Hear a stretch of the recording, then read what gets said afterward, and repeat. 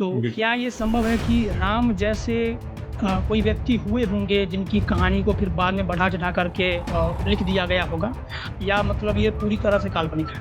क्योंकि कोई ऐतिहासिक वर्णन तो हमें मिलता नहीं है। तो ऐसा लगता है कि आप जो है वो बुद्धिज़्म की तरफ झुके हुए हैं। ये बड़ी गलतफ़हमी है, जिन लोगों को भी लगता है कि मैं बुद्धिज़्म की तरफ झुका हुआ हूँ। बहुत सारे लोग मैंने देखे हैं कहेंगे कि कास्टिज़्म कहाँ है, हम तो कास्टिज़्म में नहीं मानते। और उनके ऐसे दोस्त मतलब दोस्त दोस्त लोग होते हैं और उनके बारे में बड़े बताते हैं कि देखो हमारे तो हम अलग-अलग कास्ट के जो दोस्त हैं, हम तो उनको भी घर में बिठाते हैं, खाना खिलाते हैं। वो उसको एक प्राउड की तरह बताते हैं। जबकि त्रिपिटक में तो बहुत कोई ऐसी बातें हैं जिनको कि मतलब एक्सेप्ट किया ही नहीं जा सकता। एक चैनल है साइंस जर्नी, हुँ, हुँ। तो वो कहते हैं कि जो वेद है वो 500 साल पुराने हैं, जहाँ तक मुझको याद है।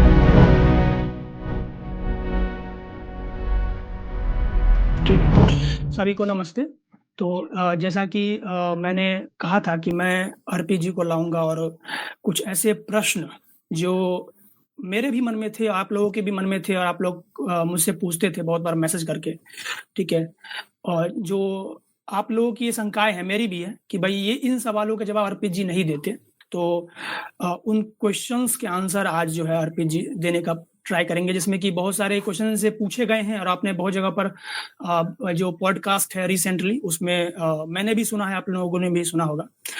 तो उस पर मैं इनसे कुछ प्रश्न पूछूँगा और जिसमें बहुत सारे क्षेत्र से क्वेश्चन्स हैं, लेकिन मूल रूप से जो जो इनसे पूछा जाना चाहिए जो वैदिक धर्म के बारे में, एथिज़्म के बारे में, वीगनिज़्म के बारे में, एवोल्यूशन के बारे में, तो इन सब पर जो है मेरा प्रश्न है। तो अभी रिसेंटली आप अर्पित जी आप एक पॉडकास्ट में गए थे और जहाँ पर आपने ये कहा था कि जो रामायण और महाभारत है, उसमें जो भी पात्र और घटनाएँ बताई गई हैं, उसमें हुँ, जो कालखंड बताया गया है, वो मानव इतिहास के कालखंड से मैच नहीं करता है और इसीलिए हुँ, ये होना संभव नहीं है, असंभव लगती है।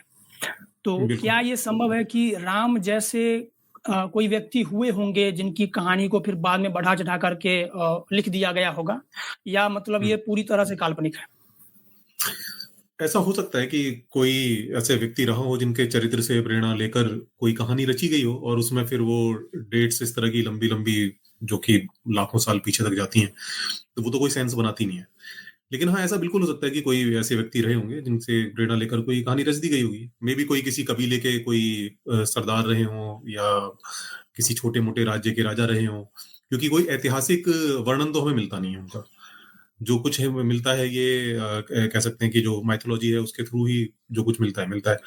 तो मतलब बिल्कुल कहा जा सकता है कि ऐसा कोई व्यक्ति हो सकता है, लेकिन जिस तरह की कल उसमें कल्पनाएँ हमें मिलती हैं जिस तरह के वर्णन है रामायण के अंदर, महाभारत के अंदर, वैसा तो होना संभव नहीं है। और हाँ, कुछ लोग तो एग्ज़ैक्ट उन्हें बिल्कुल वैसा है। दैवीय पुरुष की तरह मानते हैं कि उनके अंदर ये शक्तियाँ थी, वो शक्ति वो और फिर वो मतलब उस पर गर्व भी करते हैं कि हमारा इतिहास देखो कि हमारे पास ब्रह्मास्त्र थे, कि हमारे पास ऐसे-ऐसे वेपन्स थे और इतना एडवांस थे, महाभारत के टाइम पर इंटरनेट था, पता नहीं क्या-क्या, पुष्पक विमान था। तो ये तो मतलब बेवकूफ़ी है, इसके अलावा और कुछ नहीं कह सकता मैं इसको। हाँ, आप कोई भी अगर क्लेम ऐसा कर रहे हो जो कि उस कालखंड के हिसाब से वो मैच कर रहा है, उस समय की जो चीज़ें परिस्थितियाँ जैसी थी और जो चीज़ें उस समय पॉसिबल हो सकती हैं, तो उस चीज़ को तो एक्सेप्ट करने में किसी को कोई दिक्कत नहीं है। हाँ, क्योंकि मतलब जैसे बहुत सारे इतिहासकार जैसे कि फायान ह्वेनसांग की भारत यात्रा इसको भी हम ऐतिहासिक दृष्टि से देखते हैं। तो उसमें भी कई हुँ, बातें ऐसे देखने को मिलती है कि जो कि असंभव लगती है। हुँ, या हो सकता है कि फायान ने मान्यताएँ लिखी हो कि जो बुद्ध ने हुँ, जो है अपना सर दान कर दिया या उनका दाँत का हाइट इतना था वगैरह। तो ये मत हुँ। दिखता है लेकिन फिर भी तो लोग उसको कंसीडर करते हैं। हुँ, हुँ, हुँ। बिल्कुल, ये ऐसा होता है, लेकिन पता है यहाँ पर हमने कहानियों को और अगर कुछ ऐतिहासिक तथ्य भी रहे होंगे, हालाँकि उनमें इतिहास ढूँढना बड़ा मुश्किल है पुराणों के अंदर, उनको इस तरह से हमने कर दिया है कि वो उसमें आप सच और झूठ का पता ही नहीं लगा सकते। वो इस कदर उन चीज़ों को मिक्स कर दिया है, इस तरह से हमने उनको अतिरंजित कर दिया है कि उसमें अब सच ढूँढना मतलब भूसे में सुई ढूँढने के समान है और उस पर हुँ। भी मतलब भरोसा नहीं कर सकते कि हम कि जो कुछ भी अगर कोई अब कहे भी भई मैंने ये चीज़ें ऐसे-ऐसे करके निकाली हैं, तो वो भी बहुत ज़्यादा रिलायबल नहीं रह गई। तो क्या ही कहें फिर? कम से कम जैसे हाँ। ह्वेन-सांग है और वो तो उनका पता चलता है कि हाँ, एक्चुअल में कोई ऐसा व्यक्ति रहा था जिसने भारत की यात्रा की थी और उस समय का जो जैसा उसने वर्णन करा है, वो चीज़ें इतिहास से मैच करती हैं। जिस जिस उस समय पर जिन-जिन लोगों का शासन रहा था यहाँ पर भारत पर और जिन-जिन जगहों से होकर वो गुज़रा था, तो वो सारी चीज़ें मैच करती हैं। तो अब उसमें कुछ अतिरंजित कर दिया उसने, उस चीज को अतिरंजना जोड़ दिया, तो वो चीज फिर भी एक बार को डाइजेस्ट हो सकती है कि हाँ ठीक है, ऐसा हो जाता है कि लोग चीजों को बढ़ा चढ़ा कर लिख देते हैं, लेकिन कुछ ऐतिहासिक तथ्य तो है। लेकिन पुराणों में तो इतिहास ढूंढना मतलब कुछ है ही नहीं ऐसा कुछ ठोस जिसके ऊपर हम कुछ आधार खड़ा कर सकें। बात सही है, क्योंकि उसमें बातें ही ऐसी लग रही है जैसे मतलब कोई जैसे कि नोवेल लिखी जा रही है, जैसे गेम ऑफ थ्रोन्स टाइप, मतलब फैसिनेटिंग वो, हाँ। मतलब रियलिटी कम लगती है। जैसे कि जो भी चीजें और उसमें जो जिस प्रकार के मनुष्य और जैसी जैसी शक्तियां दिखाई गई है, वो बात तो ठीक है। अच्छा, उसी पॉडकास्ट में आपने एक बार जब सामने वाला व्यक्ति आपसे पूछता है कि हम्म। अगर कोई व्यक्ति आपके माथे पर बंदूक रख दे और बोले कि आप कौन हम्म। सा धर्म जो है स्वीकार करना पसंद करेंगे, तो हम्म। उस स्थिति में आपने बोला था कि भाई जो बंदूकधारी का धर्म होगा हम उसको मान लेंगे, हम्म। ठीक है। हम्म। जबकि मैं भी पहले ऐसा सोचता था, और अभी हम्म। क्या होगा ये इस बातचीत के बाद मेरा ओपिनियन बन जाएगा। और हम्म। लोगों को ऐसा लगता है कि आप जो है वो बुद्धिज्म की तरफ झुके हुए हैं, तो उनको लगा कि हम्म। भाई आपने बुद्धिज्म का नाम क्यों नहीं लिया, जबकि तो इस पर आप क्या कहेंगे? ये बड़ी गलतफहमी, जिन लोगों को भी लगता है कि मैं बुद्धिज्म की तरफ झुका हुआ हूँ। मैं कई बार बोल चुका हूँ कि बुद्धिज्म जो है वो एक किसी भी जो संगठित धर्म होता है ना, वैसा ही है। उसमें कोई फर्क नहीं है। जो बाकी जो संगठित धर्म है वो भी वैसा ही है, उसमें भी वैसे ही अंधविश्वास हैं, वैसे ही मान्यताएं हैं, वैसे ही रीति रिवाज हैं, और वो सब दिखता है स्पष्ट, उसमें कोई दो राय नहीं है। हाँ, लेकिन जो बुद्ध के जो विचार हैं उनसे मैं प्रभावित हूँ। ये बात मैंने कई बार भी बोली और अभी भी बोल रहा हूँ कि बुद्ध के जो विचार हैं, मुझे लगता है कि अपने टाइम के हिसाब से उन्होंने जो बातें कही थी वो बहुत अच्छी थी, और आज भी मुझे लगता है कि कहीं ना कहीं कुछ प्रेरणा हमें दे सकती हैं। कुछ है ऐसी चीजें उनके अंदर जो कि आज भी अगर हम उनको लेकर चलें तो वो समाज को एक ठीक ठाक दिशा दे सकती हैं। हालांकि ये भी नहीं कहूंगा कि मैं वो 100% जो है उन्हीं उन्हीं पर चला जा सकता है आज, लेकिन हाँ थोड़ा बहुत अगर आप उन चीजों को लेकर चलते हैं तो कुछ बेटर वे में हम जा सकते हैं। बस इतना इतना है। बाकी बुद्धिज्म में लोग क्या कर रहे हैं क्या नहीं कर रहे हैं वो तो एक अलग ही उनका सर्कस चल रहा है, उससे अपना कोई लेना देना नहीं है। बहुत अच्छा। तो मतलब ये जो बुद्धिज्म में आप कह रहे हैं, तो उसमें मतलब आप कौन सा कह रहे हैं कि जैसे उनका जो टेक्स्ट है, जैसे कि हम्म। त्रिपिटक है, तो वो तो माना जाता है बहुत बाद बुद्ध के लिखा गया। तो इसमें हम्म। आप जो उनके संदेश है कि कहीं से न कहीं से तो आपका वो सोर्स होगा। तो ये एकेडमिया हम्म। का आप मानते हैं जो वो लोग लिखते हैं बुद्ध के बारे में, या आप जो है त्रिपिटक में कुछ उन्होंने कहा है उस नहीं, पर मानते त्रिपिटक त्रिपिटक में तो बहुत ऐसी बातें हैं जिनको कि मतलब एक्सेप्ट किया ही नहीं जा सकता। हैं? तो चक्कर यही होता है ना, लोग कहते हैं कि अगर बुद्ध को मान रहे हो दैट मीन्स कि वो बुद्ध बुद्ध के बारे में कहाँ से पता चल रहा है, त्रिपिटक से पता चल रहा है, त्रिपिटक से पता चल रहा है दैट मीन्स कि आप त्रिपिटक को पूरा मान रहे हो। नहीं, ऐसा भी नहीं है। हुँ, कुछ विचार होते हैं। अब देखो, किसी भी चीज को पढ़ने का ना, आप कोई भी चीज पढ़ते हो तो आप उसे रैशनली पढ़ रहे हो, तो रैशनली पढ़ने का एक कायदा ये होता है कि कुछ अगर आपको अच्छी चीजें मिलती हैं कहीं से तो आप उसे पिक कर लेते हो। खराब है उसको आप खराब कर देते हो। लेकिन जब आप किसी को बिल्कुल ब्लाइंडली जब फॉलो करते हो तब क्या करते हो आप? तब कहते हो कि जो ये किताब है इसमें लिखा हुआ एक एक शब्द सत्य है और मैं उस पर विश्वास रखता हूँ। ये एक बिल्कुल अंधभक्ति वाली बात हो जाती है। फिर आप जो पूरी जो बुद्ध हैं या और भी जो भी जिन चीजों जिनको भी आप मानते हो उनके प्रति भी आप अंधभक्ति शो करते हो, उनके बारे में भी कोई क्रिटिसिज्म आप नहीं सुन सकते। लेकिन जो एक रैशनल माइंड होता है वो ऐसा नहीं होता। वो ये जानता है कि कोई भी व्यक्ति इस दुनिया में ऐसा नहीं है जिसके अंदर कुछ ना कुछ बुराई ना हो या कुछ ना कुछ ऐसी चीजें ना हो जिनको कि क्रिटिसाइज किया जा सकता है। और कोई भी किताब इस दुनिया के अंदर ऐसी एग्जिस्ट नहीं कर सकती कि जिसके अंदर कुछ ना कुछ क्रिटिसिज्म जिसका ना किया जा सके। तो इस दृष्टि से अगर हम देखें तो उसमें हम अगर हम देखें तो उसमें जो हमें लगता है कि कुछ चीजें अच्छी हैं, कुछ बातें हम उनमें से उठा सकते हैं, कुछ बातें सीख सकते हैं, तो वो चीजें मतलब निकल कर आती हैं। अब बुद्ध के बारे में जैसे जो कुछ विचार हैं, जैसे कि ईश्वर के बारे में जो बात कहते हैं, वो मेरे को उनका वो विचार अच्छा लगता है कि भाई ईश्वर जो है उसके बारे में चर्चा करना बेकार है, और उन्होंने चर्चा करी भी नहीं है। उन्होंने जो पूरा उनका जो फिलॉसफी है वो अ, दुख के बारे में है कि दुख को हम कैसे कम कर सकते हैं और दुख का जिसके किस तरह से निर्मूलन हो सकता है। अब उसमें भी जो उनकी जो फिलॉसफी है वो भी मैं आपको कहूँ कि 100% मैं उसको नहीं मानता हूँ कि जो वो मेथड बताते हैं वो मेथड क्या मतलब 100% जिस तरह से वो उसको पेश करते हैं। जैसे उसमें तो मतलब पुनर्जन्म का भी वो बात करते हैं, क्योंकि अ, हालांकि बहुत सारे लोग कहते हैं कि नहीं वो पुनर्जन्म वैसा नहीं है, ऐसा नहीं है, वैसा नहीं है, लेकिन मतलब मैंने जो पढ़ा मुझे तो यही समझ में आया कि वो वाकई में मतलब एक बात कर रहे हैं। हालांकि वो जो पुनर्जन्म है वो मैजिकली नहीं हो रहा। वो जिस तरह से वो क्रिया प्रतिक्रिया की बात करते हैं कि हर कॉज का हर एक्शन का एक कॉज है और उसका भी एक कॉज है, वैसे करके वो चीजों को लेकर जाते हैं।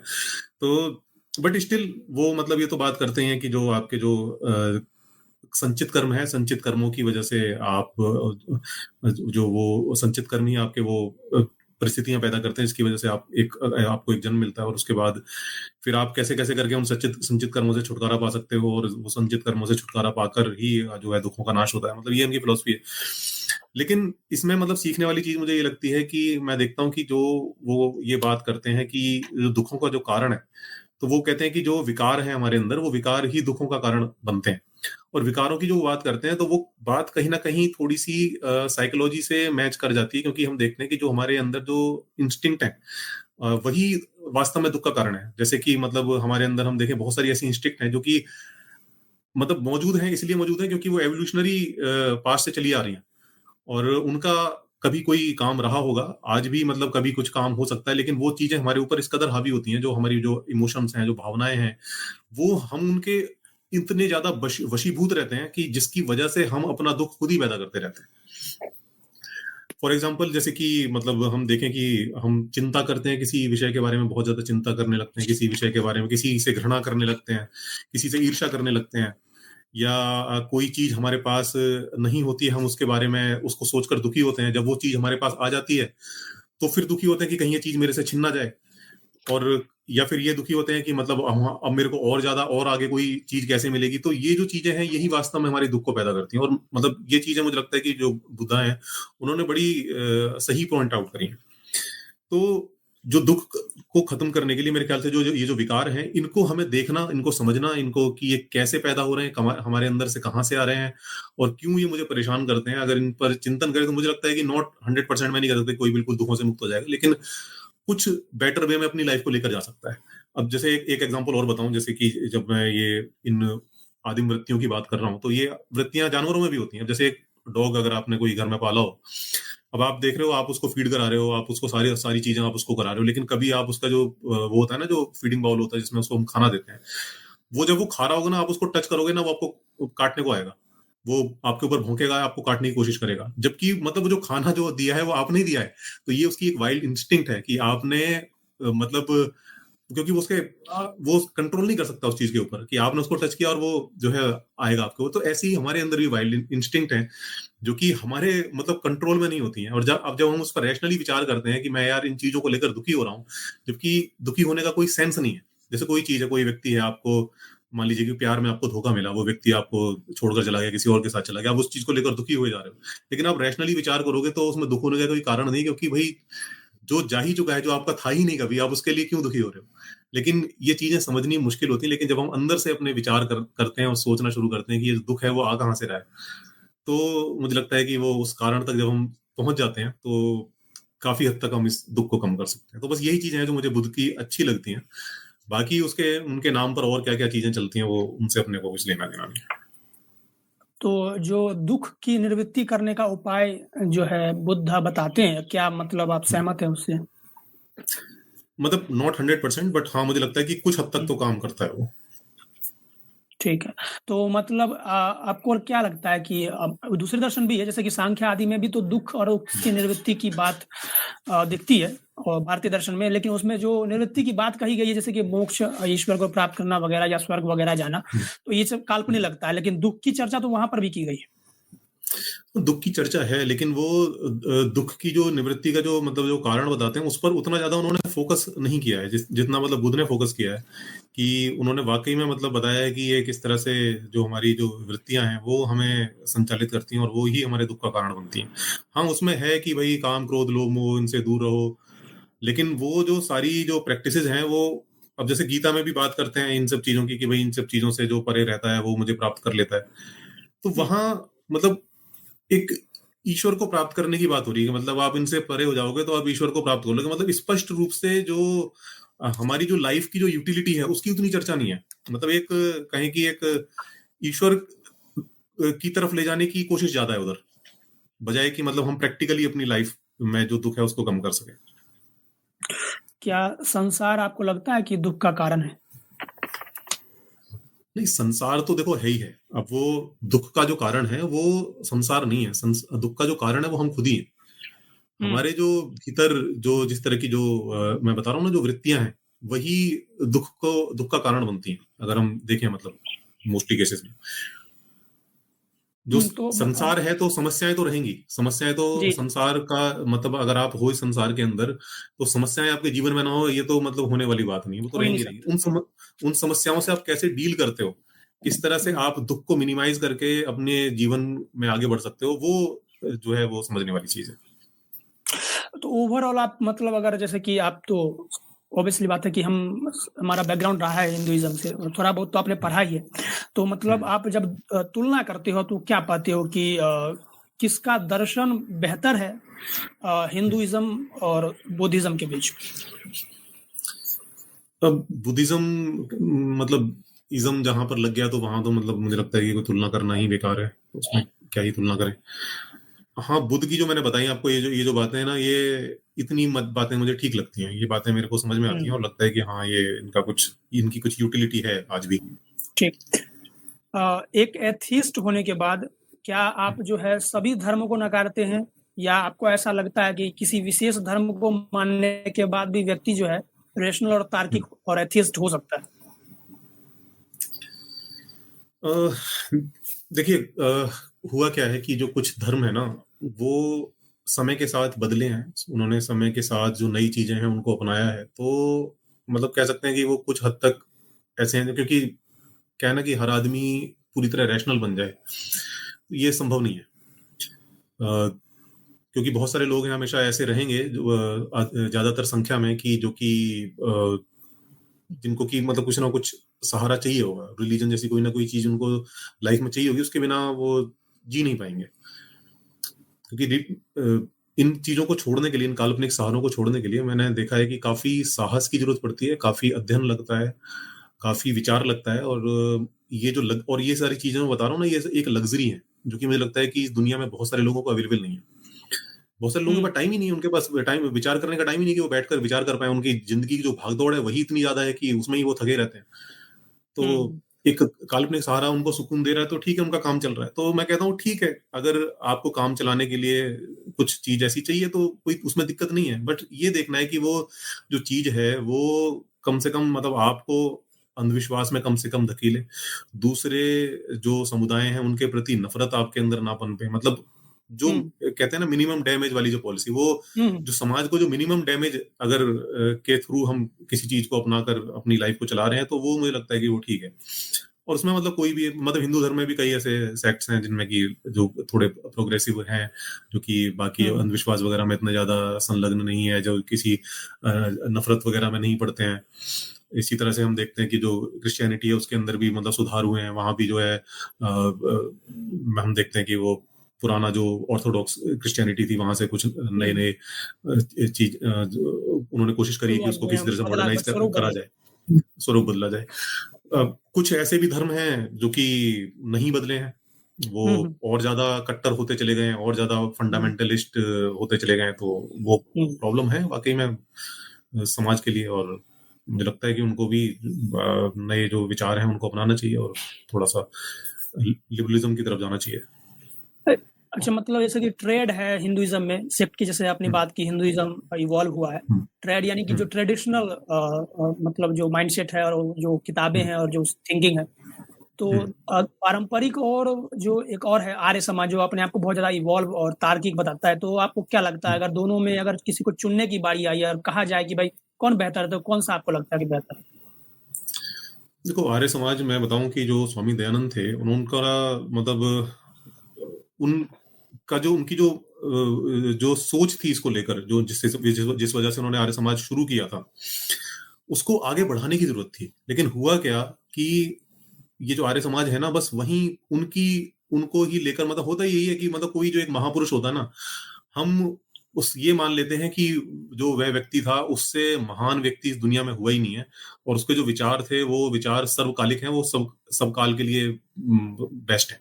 अब जब ये हो जाता है ना तो फिर वो पूरा जो मिशन था वो कचरे में चला जाता है। वही आर्य समाज के साथ हुआ है।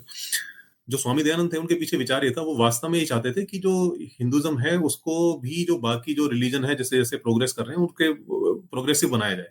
और इसीलिए उन्होंने कहा कि भाई हम जो है वेदों की बात करेंगे, उन्होंने कास्टिज्म का भी खंडन करा, हालांकि मतलब उसमें भी मतलब उनके जीवन में भी ऐसे हमें हुँ, चीजें देखने को मिल जाती जहां जहां पर वो खुद इससे मुक्त नहीं हो पाए थे। लेकिन हुँ, ठीक है, वो कम से कम एक विचार के तौर पर तो था कि उन्होंने वो चाहते थे कि जो है जो कास्टिज्म है वो खत्म हो जाए और ये अंधविश्वास है ये खत्म हो, और वो वाकई में करते भी थे। जो हुँ, पाखंड खंडनी पताका लहराई जाती हुँ, थी कुंभ मेले में, ये सब चीजें भी होती थी, तो उन विचारों को लेकर आगे बढ़ाने की जरूरत थी। लेकिन हुआ क्या कि वहीं पर अटक गए, और जो चीजें वो कहकर चले गए, जो मान्यताएं वो छोड़कर चले गए, उन्हीं को और मजबूत बनाने की कोशिश ये लगातार चलती जा रही है। मतलब सोचो कि आज की डेट में एवोल्यूशन को नकार रहे हैं लोग, सिर्फ इसलिए क्योंकि वो जो स्वामी दयानंद थे उन्होंने नहीं माना था उस चीज को। तो अब सही है, सही। आप आगे बढ़े कहाँ? आप तो वहीं पीछे के पीछे अटके रह गए। हाँ, मतलब मैं देखता हूँ बाकी जो धर्म है ना पूरी दुनिया के अंदर, अब उनके अंदर कोशिश ये हो रही है कि किस तरह से हम इसको अपने धर्म में फिट कर लें, और ये सही है। कोशिश इस्लाम तक में हो रही है। हुँ, हुँ, इस्लाम हुँ, के भी जो स्कॉलर्स हैं वो यहाँ तक आ गए हैं, ठीक है जी, हमें एवोल्यूशन से कोई दिक्कत नहीं है, बस जो ह्यूमन एवोल्यूशन है उस पर हमारी आपत्ति है। यहाँ तक आ गए हैं वो हाँ, लोग। और कुछ तो लोग तो हाँ, यहाँ तक भी आ गए हैं, वो कहते हैं कि ठीक है हमें पूरे एवोल्यूशन से कोई दिक्कत नहीं है, और वो कोशिश कर रहे हैं किसी तरह से उसको इस्लाम में फिट कर दें। जो कई लोग तो वो कहते हैं कि मतलब माइक्रो एवोल्यूशन से हमको प्रॉब्लम नहीं, मतलब थोड़ा बहुत जो चेंजेस आता है ना, उससे प्रॉब्लम नहीं। हाँ लेकिन स्पीशीज़ जो बदल जाते हैं ना, वो प्रॉब्लम हो रहा है, क्योंकि वो हमारे रिलीजियस स्क्रिप्चर को जो है वहाँ पर कॉन्ट्राडिक्ट करता है। तो वहाँ पर हाँ, वो कुछ लोग वहां तक भी हैं, लेकिन ये लोग ऐसे हैं जो कि आगे बढ़ने के बजाय पीछे जा रहे हैं। जबकि हुँ, मैं तो कहूंगा भाई, आपके जो शास्त्र हैं और इतना बड़ा आपके पास शास्त्रों का संग्रह है, इतनी पॉसिबिलिटी है, आप पूरी तरह से एवोल्यूशन को फिट कर सकते हो। तो हुँ। लेकिन वो नहीं कर रहे, तो वही अच्छा, यही आप यही तो इनकरेज जड़ता करते होती हैं है। इस बात को कि मतलब शास्त्रों में तोड़-मरोड़ के इस एवोल्यूशन को घुसा दिया जाए? भाई कुछ लोग ऐसे हमेशा रहेंगे इस दुनिया में जिनको हाँ, कि आप कैसे भी करके इनसे छुटकारा दिला ही नहीं सकते। तो हुँ, कम से कम जो नई जानकारी है उसके साथ अपडेट तो रहे वो, बजाय कि उनका सही उसका बात। विरोध करने लगे। सही है। अच्छा, मैंने ये भी देखा है कि जो सामान्य हिंदू है ना, मतलब मैं हम्म, बड़ा हूँ यहीं, तो इस कॉलेज वगैरह में जो लोग आते हैं, तो सामान्य से उनको उनका उनका उतना धर्म पे वो नहीं रहता कि हमको धार्मिक बनना वगैरह। वो अपना पूजा हम्म, वगैरह करते हैं, कभी त्योहार हो गया, कर लिया वो। तो उतना सोचते हम्म, वगैरह भी नहीं है। ना उन्होंने शास्त्रों को हम्म, पढ़ा है। 80-90% हम्म, हिंदुओं ने शास्त्रों को नहीं देखा हुआ, क्योंकि वो फॉलो करते हम्म, हैं, क्योंकि उनके परिवार में हमेशा से चला हुआ आ रहा है वो चीज़ें। वो लोग सही जो बात। है जनरली ऐसा एवोल्यूशन का विरोध करते हुए मुझको नहीं मिले कि नहीं ये गलत है। लेकिन आर्य समाज में मुझको दिख जाते हैं। हम्म, ये है। हाँ, यही तो दिक्कत है ना, यही तो जड़ता है ना जिससे। और सोचो मतलब जो यूथ है, मैं तो देखता हूँ बहुत सारा, तो ये सारे समाज, मेरा तो मुझे तो यूथ ही टकराता है, और वो मतलब 20-20 हुँ, 25-25 साल के लड़के, हुँ, मतलब क्या ही उन्होंने पढ़ाई करी होगी, और उसके बाद अब वो एवोल्यूशन को नकार रहे हैं और भी तमाम सूडो साइंस फैला रहे हैं, तो ये चीज गलत है। कम से कम चलो जो बड़े बुजुर्ग हैं 50-60 साल के हो गए हैं, वो अपना ये सब करते रहे तो वो दिक्कत नहीं है इतनी ज्यादा, लेकिन कम से कम जो हुँ। यूथ है उसको तो ऐसा नहीं होना चाहिए। वो जब ऐसा देखता हूँ ना, तो मेरे को लगता है कि यार ये तो गलत हो रहा है। पता है, मैं भी तो था, तो समाजी विचारधारा से जुड़ा हुआ था, तो मैं भी तो एवोल्यूशन को नकारता ही था। मुझको लगता है कि ये फर्जी बात है, क्योंकि हम्म, और उसको डिस्प्रूव करने के लिए कुछ किताबें, मैंने एवोल्यूशन को पढ़ा नहीं था, लेकिन हम्म, जो उसके अगेंस्ट में जो किताबें लिखी गई है, वो ठीक पढ़ है? ली। उसको मैं पढ़ता था। एक मैं जोनाथन वेल की किताब है, एवोल्यूशन के हम्म, ऊपर, icon of evolution, I think hmm, discovery वालों का है, तो वो मैंने पढ़ी थी। हम्म, जिसमें हम्म, वो एक्सप्लोजन है, कैम्ब्रियन एक्सप्लोजन करके कुछ है, उस पर सवाल कैम्ब्रियल उठा रहे एक्सप्लोजन, थे। हाँ। हाँ। हाँ, तो जो एक साथ ऐसे कैसे जीव, इतने सारे मिलियंस ऑफ जो है फाइलम कैसे इवॉल्व हो गए, तो हम्म, इमर्ज हो गए, ये तो प्रॉब्लम है। तो उस समय मैं देखता रहता था और लोगों से पूछता था कि भाई ये तो फर्जी हम्म, बातें हैं। तो मैंने हम्म, फिर बाद में जब ये सब चीज़ों से मैं हटा हूँ, तो मैंने जाके पढ़ा है कि एवोल्यूशन होता क्या है? नेचुरल सिलेक्शन होता हम्म, क्या है? कई लोग तो समझते ही नहीं है और क्वेश्चन हाँ, करते नहीं हैं। समझते। जो जो मैंने खुद फ़ील किया, मैंने किया है उसको, और मुझको लगता है कि दूसरे लोग भी करते हैं इसको।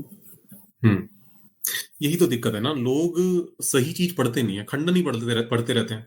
और मैं यही कहता हूँ, और फिर उसके बाद जो खंडन पढ़ने के बाद जो जिस तरह की फिर वो वीडियोस बनाते हैं, आर्गुमेंट वगैरह देते हैं ना, वो इतनी होती है, मतलब फनी होती है कि फिर वो खुद उनका अपना ही मजाक उड़ाते हैं। मैं तो उनको कहता हूँ भाई एक बार जाकर ना सही सोर्स से पढ़ लो ना, उसमें दिक्कत क्या है? कम से कम सही सवाल तो उठाओगे, आपके सवाल ही गलत होते हैं। आपको लगता है कि आपने एवोल्यूशन का खंडन कर दिया, लेकिन आपके सवाल ही गलत है। जो आपने सवाल उठाए, गलत सवाल उठाया, उस गलत सवाल का आपने एक गलत जवाब दे दिया, और आपको लगा कि आपने खंडन कर दिया। तो अब इस पे क्या ही कहा हाँ, जाए। मतलब कि कुछ भी बोलते हैं। आपने वीडियो भी बनाया था एक संजय कुमार जी की आर्गुमेंट, बहुत पुरानी वीडियो मैंने देखी वो वीडियो। तो जो वो आर्गुमेंट देते हैं तो मुझको लगता है, अभी भी लगता है कि इनका आर्गुमेंट बहुत वीक है। अगर मैं डिस्कवरी इंस्टीट्यूट वाले की बात करूं, स्टीफन सी मायर, माइकल जी, उनका आर्गुमेंट कुछ होता है कि हाँ कुछ हाँ, टेक्निकल बातें उनका वो उनका कहते हैं तो आर्गुमेंट कहते हैं।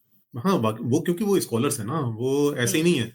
वो हम्म, उनका आर्गुमेंट भी मजबूत होगा, वो इतना हल्का फुल्का आर्गुमेंट नहीं रहेगा। हालांकि उसमें वो भी चीज गलत सिद्ध हो जाती है, क्योंकि जिस तरह से हम्म, वो बातें रखते हैं। लेकिन अब संजय जी की तो वो तो कह रहे हैं कि जी इतने सालों से कान छेदने की परंपरा रही है, तो छिदे हुए कान वाले लड़का लड़की क्यों नहीं। अब ये अगर आपकी एवोल्यूशन पे आर्गुमेंट है, तो यार मतलब उस पर तो क्या ही कहा जाए। हर एक चीज का इनका जो है वो है कि भाई कैसे मतलब अच्छा, ये एक और इन्होंने क्या बोला था कि जम्मू कश्मीर से जो वहां पर हुआ था, जो कश्मीरियों का नरसंहार हुआ था, तो कुछ कश्मीरी हम्म, पंडित दिल्ली आ गए और वो लोग हम्म, ठंडे प्रदेश में रहने वाले थे, यहाँ कुछ गर्मी ज्यादा होती है, वो सर्वाइव नहीं कर पाए, मर गए। अब मैं ये न्यूज खोज रहा हूँ भाई, ये कब हुआ, अब मुझको मिल नहीं रहा। तो ऐसे ऐसे ये बातें बोलते हैं। अच्छा आगे चलते हैं। क्या आपको ये लगता है कि बुद्धिज्म, जैसा कि आपने बताया कि बहुत सारी बातें हैं जो समाज सीख सकता है, तो हिंदुइज्म के हम्म। पर्सपेक्टिव में आप क्या सोचते हैं कि क्या उसमें कोई ऐसी बात नहीं जिसको आज का समाज सीख सकता है, कुछ अच्छी बातें है या है ही नहीं? हिंदुइज्म का ना सबसे बड़ा जो कोड है ना, वो है कास्टिज्म। और सारी जो अच्छाई है ना, वो यहाँ पर आकर मतलब मुझे लगता है कि शून्य हो जाती है। उसकी जितनी भी जो भी अच्छाइयां है ना, क्योंकि ये जो ये मूल स्ट्रक्चर है इस धर्म का, और ये मतलब बड़ा मुझे कष्ट देता है अंदर। हम्म, आत्मा, परमात्मा, पुनर्जन्म, और ये मतलब जितनी भी फिलॉसफी है ना, ये कहीं ना कहीं जाकर कास्टिज्म को जस्टिफाई करती है। ये चीज ना बड़ी दुखदाई हो जाती है, क्योंकि जब हालांकि हैं बहुत सारे प्रोग्रेसिव हिंदू भी हैं और वो इस चीज को नहीं मानते, लेकिन फिर भी ना कहीं जब तक आप उन चीजों पर सवाल करने की हिम्मत अंदर से नहीं जुटा पाते, तब तक आप कास्टिज्म से भी बाहर नहीं आ पाते। ये मतलब मैं खुद अपना एग्जांपल से बता रहा हूँ। बहुत सारे लोग मैंने देखे हैं, कहेंगे कि कास्टिज्म कहाँ है, हम तो कास्टिज्म में नहीं मानते। और उनके ऐसे दोस्त, मतलब दोस्त होते हैं, और उनके बारे में बड़े बताते हैं कि देखो हमारे तो हम अलग अलग कास्ट के जो दोस्त हैं, हम तो उनको भी घर में बिठाते हैं, खाना खिलाते हैं। वो उसको एक प्राउड की तरह बताते हैं, जबकि एक हम्म, सामान्य व्यवहार है भाई, इसमें आपको प्राउड करने वाली बात नहीं है। लेकिन ये चीज मतलब आती कहाँ से, ये आती यहीं से है कि वो आपने उन चीजों पर जब तक आप रैशनली सवाल नहीं करोगे, तो अंदर से जो समझो ना कि एक ऐसी विषबेल है जो बचपन में ही बोदी जाती है, और पता नहीं कैसे अंदर आती है, मुझे नहीं पता। उससे छुटकारा पाना बड़ा मुश्किल है, और बड़ी बड़ी बारीक है वो, उसको दिखती भी नहीं है वो। बड़ी ध्यान से बैठकर जब आप चीजों पर सवाल करते हो, रैशनली सोचते हो, तब जाकर आप उस चीज से मुक्त हो पाते हो। वरना मतलब मैंने ऐसे भी एथिस्ट देखे हैं कि वो एथिस्ट हो गए, लेकिन अंदर कास्टिज्म उनके अंदर अभी भी बाकी है। हम्म, तो ये चीज से छुटकारा पाना बड़ा मुश्किल है। तो अगर आप हिंदू हो और आपको लगता है कि हिंदुइज्म पर प्राउड है आपको, तो मतलब मेरा ये अनुभव है कि कहीं ना कहीं एक कास्टिज्म का के प्रति थोड़ा बहुत कहीं ना कहीं आपके अंदर जो है सिंपैथी बाकी रहती है। वो तभी जाती है जब आप पूरी तरह से मतलब मुक्त हो जाते हो उस पर। जब तक आपके अंदर पूरा साहस नहीं आ जाता कि आप हर चीज पर सवाल उठा सको। तो ये कास्टिज्म का भी जो है हिंदू धर्म में तो बहुत देखा तो जाए तो कुछ लोगों ने विरोध किया, जैसे कि चारवाक ने कास्टिज्म को नहीं माना। हम्म, तो कुछ लोग जो हैं तो वो इस कहते हैं, जो ब्राह्मण कम्युनिटी के लोग, उधर से ही ये बातें आती है कि अगर हिंदू धर्म का कोई खंडन भी कर सकता है तो वो भी एक ब्राह्मण है, यानी कि वहां पर भी वो कास्ट खेल जाते हैं कि चारवाक कौन था, यही वो तो तो ना ब्राह्मण देखो, था। मतलब बताओ, ये यही तो चीज है ना कि एक वो सुप्रीमेसी जो है ना, वो हम्म, बनी ही रहती है। और उसको जो जस्टिफाई करने वाले भी आप देखो ना, तो वो ज्यादातर मैं देखता हूँ कि वही निकल कर आते हैं। उनको सवर्ण समाज कहते हैं ना, वही उन्हीं में से लोग निकल कर आएंगे, वही आपको आरक्षण के विरोध करते मिलेंगे, वही आपको कास्टिज्म को जस्टिफाई करते या उसको कहें कि कोशिश करेंगे कि वो चर्चा से बाहर ही चला जाए। हम्म, ये प्रयास उनकी तरफ से ही आपको होते हुए मिलेंगे, या उसको कहेंगे कि एक तरह से डाइल्यूट करने की कोशिश करेंगे उस चर्चा को। ये बात है। अच्छा, ये मतलब आपने तो उस पर बताया कि बुद्धिज्म में कुछ है, दिक्कतें हैं उसमें, मतलब कि आप उसको परफेक्ट तो नहीं मानते कि एकदम वो हम्म, समस्याएं हम्म, उसमें भी हैं। तो हम्म, ये अगर हिंदुइज्म और बुद्धिज्म की हम तुलना करें कि भाई कौन पुराना है, तो हम्म। इसमें आप क्या आपका स्टैंस है इस पर कि भाई कौन है पुराना? इसमें मैं बताऊं तो मेरा बहुत ज्यादा अध्ययन नहीं है। कुछ चीजें मैंने पढ़ी हैं, मैं मतलब उस पर मुझे लगता है कि और मुझे पढ़ना पड़ेगा, तब उसके बाद मैं कुछ क्लियर कह पाऊंगा। लेकिन हाँ, इतना तो जरूर है कि किसी को भी पुराना कहना थोड़ा मुश्किल लगता है। मुझे लगता है कि ये दोनों ही तरह की विचारधाराएं मौजूद रही हैं। एक विचारधारा जो थी वो ईश्वर वाली थी, और एक जो विचारधारा थी वो जो ईश्वरवाद के विरोध में थी। ये दोनों ही विचारधाराएं नहीं, और मे भी उन विचारधाराओं से अलग अलग विचारधाराएं, चाहे वो बुद्धिज्म हो, जैनिज्म हो, एक वो पैदा हुई और एक वो ईश्वरवादी विचारधारा, उसके अलग अलग अपने दर्शन आते चले गए। तो ये मे भी हो सकता है कि ये साथ साथ एग्जिस्ट करती रही हैं। बाकी इस पर तो और मतलब कुछ जी, अध्ययन लेकिन ज्यादा होता उसके बाद ही कुछ मैं वो तो बात ठीक है आपकी कि भाई जो ईश्वर है नहीं है तो दोनों विचारधाराएं बहुत प्राचीन रही है। मैं जो पूछ रहा हूँ, क्योंकि ईश्वर को ना मानना ये केवल तो बुद्धिज्म के की बात नहीं है, और भी बहुत सारे थे जिन्होंने ईश्वर को नहीं माना। लेकिन अगर बात करें कि कौन पुराना है, तो एकेडमी में तो इतना तो पक्का है कि इस पर हिस्टोरियन का कंसेंसस है कि वैदिक धर्म पुराना है। जो ऋग वैदिक ये सब, उसके बाद ही हम बुद्धिज्म को पढ़ते हैं। ये थोड़ी बहुत जिसने भी पढ़ाई की है 9th-10th में तो उससे पहले ही आ जाता है जब चीजें।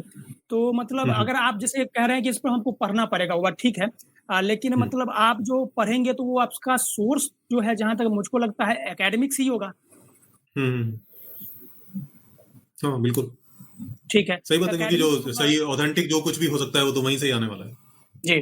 तो एकेडमिक्स में मतलब अभी इस पर आप कहेंगे, आप ये आपका ये स्टैंड है कि भाई मैं इसको पढ़ूंगा फिर बताऊंगा मतलब कि कौन पुराना है कौन क्योंकि नहीं। मैंने बहुत, सच बताऊं, मैंने बहुत गहराई से इस चीज को पढ़ा नहीं है। मैंने कुछ चीजें पढ़ी हैं, जब जैसे जी, जैसे वो बताते हैं कि ऋग्वेद सबसे पुराना क्यों है, उसके हम्म पीछे वो हम्म वजहें बताते हैं। हम्म सरस्वती नदी का एक रीजन बताते हैं, और भी कई सारे हम्म रीजन जो ऋग्वेद की भाषा वगैरह से निकाल कर लाते हैं, वो सारी चीजें पढ़ी हैं। हम्म और उससे लगता है कि हाँ यार, ये ऐसा हो सकता है कि ऋग्वेद जो है वो एक पुरानी रचना हो सकती है, और मे बी वो एक वैदिक धर्म का एक प्राचीन ग्रंथ उस समय, मतलब जो वैदिक धर्म शेप ले रहा था वो उस दौर का हो सकता है। तो ये बात ठीक लगती है मेरे को। और बाकी जो बुद्धिज्म है उसका क्या ओरिजिन है, उसके बारे में भी बहुत ज्यादा अध्ययन नहीं है, तो कुछ दावे के साथ कहना मेरे लिए मुश्किल है। हाँ, एकेडमिक्स में ये बात आपकी ठीक है कि लोग ऐसा मानते हैं कि जो वैदिक धर्म है वो ज्यादा हम्म पुराना है।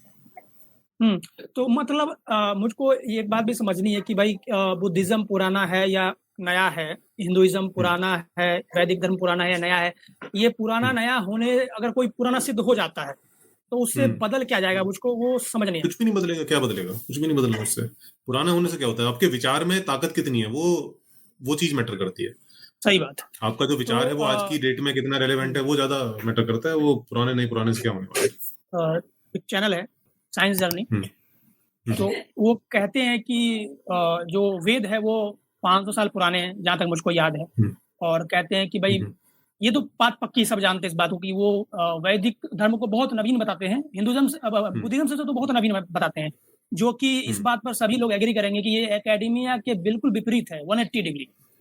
तो हम्म अगर उनके पास ऐसे ऐसे बहुत सारे प्रमाण हैं जिनसे ये सिद्ध होता हम्म है कि वैदिक धर्म जो है वो बहुत नया है, बुद्धिज्म प्राचीन है, तो उनको चैलेंज करना चाहिए। हम्म उनको यूनिवर्सिटी में प्रोफेसर जो हिस्टोरियन है उनको हम्म भेजना चाहिए कि आपका ये इतने लोगों की सहमति इस विषय पर कैसे है कि भाई सारे हिस्टोरियन, हम्म ऑलमोस्ट सारे, इक्का दुक्का तो होंगे। जैसे आप देखिए कि एवोल्यूशन में भी 98% साइंटिस्ट ये मानते हैं कि एवोल्यूशन हुआ है, लेकिन 2% में हम्म है जिसमें कुछ नियो डार्विनिज्म वाले होंगे, डार्विनिज्म सॉरी नियो लेमार्किज्म होंगे, लेमार्क वाले होंगे, हम्म या क्रिएशनिस्ट कुछ हम्म साइंटिस्ट हैं।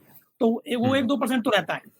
तो यदि हम्म उनके पास इतना इतना अच्छा सा प्रमाण है, ठोस प्रमाण है, तो उनको इस फील्ड में कुछ करना चाहिए। बिल्कुल करना चाहिए। मैं तो कहता हूँ करना चाहिए। जितने भी, मतलब केवल वही क्यों करें, और भी क्या विद्वानों की कमी है, जो बहुत सारे हुँ, विद्वान हैं, और उनको वाकई में ऐसा करना चाहिए। उन पर सारे जो प्रमाण हैं उनको लेकर एक अच्छा सा रिसर्च पेपर लिखें, और एकेडमिया में जो बाकी जो पुरानी मान्यताएं चलती आ रही हैं वैदिक धर्म को लेकर, उन चीजों को चैलेंज करें।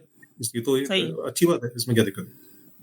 तो मतलब अगर ये तो चैलेंज करने की आप बात कह ही रहे हैं, तो इस पर तो जो फील्ड अभी एकेडेमिया में जो भी मान्यताएँ हैं, उसको तो माना ही जाएगा। हाँ, देखिए, हिस्ट्री के बारे में 100% श्योर होकर तो कुछ भी नहीं कह सकते, लेकिन हाँ, जो चीजें जिस वही वही ये कह सकते हैं कि भाई किसका पड़ला भारी है, किसके पक्ष में हमें हाँ, ज्यादा हाँ। प्रमाण मिलते हैं, किसके पक्ष में हमें लगता है कि ये बात हुँ, हुँ, सत्यता के ज्यादा करीब हो सकती है। हुँ, वही चीज है, तो उन चीजों पर बिल्कुल बहस होनी चाहिए। एक हेल्दी बहस हुँ, की गुंजाइश हमेशा बनी रहती है। और हो सकता हुँ, है कि मतलब अभी और ये चीजें तो बदलती भी रहती है ना टाइम के साथ। हो सकता है कि आगे चलकर कोई वैदिक धर्म का कोई और प्राचीन प्रमाण हमें मिल जाए, फिर हम कहें कि हाँ हमारे पास अब ये चीज है। या हो सकता है कि आगे चलकर हमें हुँ, जो बौद्ध धर्म का कोई और प्राचीन प्रमाण ऐसा मिल जाए जिससे हम हुँ, कहें कि भाई ये ज्यादा प्राचीन है। तो ये सही है। चीजें तो हमेशा चलती रहेंगी और चलती रहनी चाहिए। और लेकिन जो इसमें फिर भी कहूंगा मतलब कोई ऐसी गर्व करने वाली बात नहीं कि भाई हमारा ज्यादा हाँ, प्राचीन सिद्ध हो गया तो उसमें हम कुछ गर्व कर हाँ, लें, या हम ठीक। वो प्राचीन होने से सत्य होने का कोई मतलब थोड़ी होता है। कोई हाँ, वो कोई को तो लेना-देना नहीं है, बात तो आप ठीक है। हम्म। लेकिन जो करंट कंसेंसस है उसको तो मान जैसे जो एवोल्यूशन में अभी करंट कंसेंसस जो मैं आपने बताया हम्म। कि भाई हम्म। सारे लोग तो उसमें सहमत हैं। मान लीजिए कि हम्म। भविष्य में कुछ ऐसा कुछ मिल गया जो एवोल्यूशन की हम्म। पूरी थ्योरी को ही चैलेंज कर दे, हम्म। ठीक है? तो सही। अभी भी बहस हो रही है लेकिन कुछ ऐसा मिला नहीं है। लेकिन हम्म। जो 100% तो किसी भी चीज़ को सिद्ध नहीं किया जा सकता, लेकिन साइंटिस्ट भी प्रोबेबली जो मोस्ट प्रोबेबल ट्रुथ है उसको ही कहते हैं। हम्म। तो उस हिसाब से जो करंट हम्म। कंसेंसस है उसको हमको मानना चाहिए। हाँ हाँ। जी। तो इस पर तो बहुत अच्छी बात हो गई है। मुझको लगता है कि उत्तर आ चुका है, समझने वाले समझ गए होंगे। हम्म। तो जो गॉड और धर्म के विषय में है, जो हमारे देश में जो स्थिति है वर्तमान की, हम्म। तो हम्म। क्या आपको लगता है कि भारत में गरीबी, दरिद्रता और लाचारी की वजह से लोग धर्म और ईश्वर पर ज़्यादा भरोसा करते हैं? मेरा मतलब है चूँकि यहाँ की ज़्यादातर आबादी अपनी बुनियादी ज़रूरत, जैसे कि खाना, हम्म। घर, सेहत को पूरा करने के लिए हर दिन संघर्ष कर रही है। तो क्या उनके हम्म। पास यह सोचने का वक़्त या हालात नहीं है कि धर्म क्या है, ईश्वर सच में है या नहीं? या फिर जीवन के हम्म। बड़े दार्शनिक सवालों पर विचार करें? क्या ऐसा है कि लोग ईश्वर को इसीलिए मानते हैं क्योंकि उन्हें लगता है कि मुसीबत के वक़्त शायद वह उनकी मदद करेगा और इसीलिए भारत में धर्म का इतना गहरा प्रभाव है?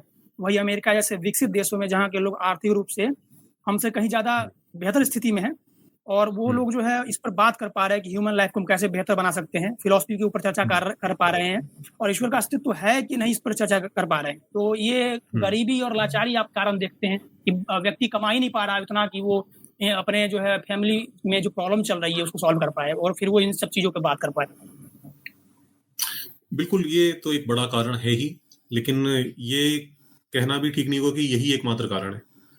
एक बड़ा कारण है, ये बात तो ठीक है, क्योंकि मैं देखता हूँ कि बहुत सारे लोग इस स्थिति में हैं कि वाकई में उनके पास समय नहीं है सोचने का ये सब चीजें, और मतलब कई बार उनकी परिस्थितियां जीवन में इतनी ज्यादा परेशान करने वाली होती हैं कि उन्हें कोई ना कोई ऐसा सहारा चाहिए होता है जिसके वजह से वो एश्योर हो सके कि उनका जीवन किसी तरह से ठीक हो जाएगा। और इसीलिए लोग बाबाओं की तरफ भागते हैं, जो जितने हमारे पास इतने जो चमत्कारी पुरुष और ये बाबावाद हम अपने आसपास देखते हैं, ये इसी वजह से पनपता है, क्योंकि लोग बहुत ज्यादा नाउम्मीद हैं। उनको बाबाओं में उम्मीद दिखाई देती है, उनको धर्म में उम्मीद दिखाई देती है, उसी उम्मीद के भरोसे वो बेचारे वहां चले जाते हैं। लेकिन दूसरी चीज ये है कि जो समाज है, उसकी जो उसका जो एक शिक्षा, किस तरह की शिक्षा वहां पर दी जा रही है, उसका भी एक बहुत बड़ा रोल है। तो मुझे लगता है कि भारत में जो शिक्षा है वो भी बहुत दयनीय कंडीशन में है, और उसकी वो भी एक बड़ी वजह है कि लोग इतने ज्यादा अंधविश्वासों में और धर्म के तरफ भाग रहे हैं। क्योंकि मैं देखता हूँ कि बहुत सारे पढ़े लिखे लोग भी, बहुत सारे लोग जो कि अच्छे मतलब कहीं कि मकाम पर पहुंच गए लाइफ में, वो भी बहुत ज्यादा धर्म की तरफ झुके हुए रहते हैं। तो इसका मतलब है कि कहीं ना कहीं जो हमारे जो समाज में जो शिक्षा का स्तर है वो उतना अच्छा नहीं है, या कहीं कि जो हमारे समाज में जो एक मैच्योर जो डिबेट्स होती हैं, वो उस तरह की डिबेट्स नहीं हम समाज में देखते हैं। मतलब समाज में जैसे कि कुछ लोग जब एक जगह पर इकट्ठे होते हैं तो उनके बीच में क्या चर्चाएं होती हैं, किस तरह की चर्चाएं होती हैं, क्या वो आइडियाज पर चर्चा करते हैं, किस तरह के विचारों पर तो वो जो बातें हैं वो अभी उतनी मैच्योरिटी की तरफ नहीं है, वो बहुत तुच्छ चीजों पर वो चर्चाएं होती रहती हैं। तो वो भी एक वजह है। हम्म, और एक वजह ये भी है कि एक जो तंत्र होता है ना किसी कहें कि धर्म का, वो तंत्र कितना फला हुआ है, फल फूल रहा हम्म, है या फिर फैला हुआ है उस पर्टिकुलर जगह के अंदर, वो उस पर उसका भी प्रभाव पड़ता है। जैसे कि हम देखें कि जो सऊदी अरेबिया है या और भी कई जो देश हैं, मुस्लिम देश हैं, जो कि काफी रिच हैं अपने आप में, मतलब बहुत संपन्न है, और उनकी जो पर कैपिटा जो इनकम है वहां वहां पर लोगों की बहुत अच्छी है, लेकिन उसके बाद भी वहां पर हमें जो धर्मांधता है वो देखने को मिलती है। तो मतलब कोई एक रीजन नहीं होता, एक मल्टीपल जो रीजन्स होते हैं वो किसी एक चीज के लिए जिम्मेदार होते हैं। वो उसमें कोई रीजन बहुत ज्यादा प्रभावी हो सकता है, कोई कम प्रभावी हो सकता है। तो ये इंडिया के केस में मतलब ये सारे जो रीजन है मुझे लगते हैं, तो केवल कोई एक रीजन नहीं है। यहाँ पर जो तंत्र है वो भी एक लंबे समय से इनका चला आ रहा है, और वो जो जब हम देखते हैं जो लिबरलाइजेशन हुआ था 90s के दशक में, उसके बाद से लोगों के पास जो पैसा वैसा बढ़ा, तो उससे भी हमने अकल नहीं आई हमारे अंदर, हम उस पैसे को भी हमने जो बेवकूफी है उसमें ही इन्वेस्ट करा। और उसका जो रीजन है वो आप देखो कि जो बाबाओं का जो मार्केट है, धर्म का जो मार्केट है, वो कितनी तेजी से बूम हुआ है हमारे देश के अंदर।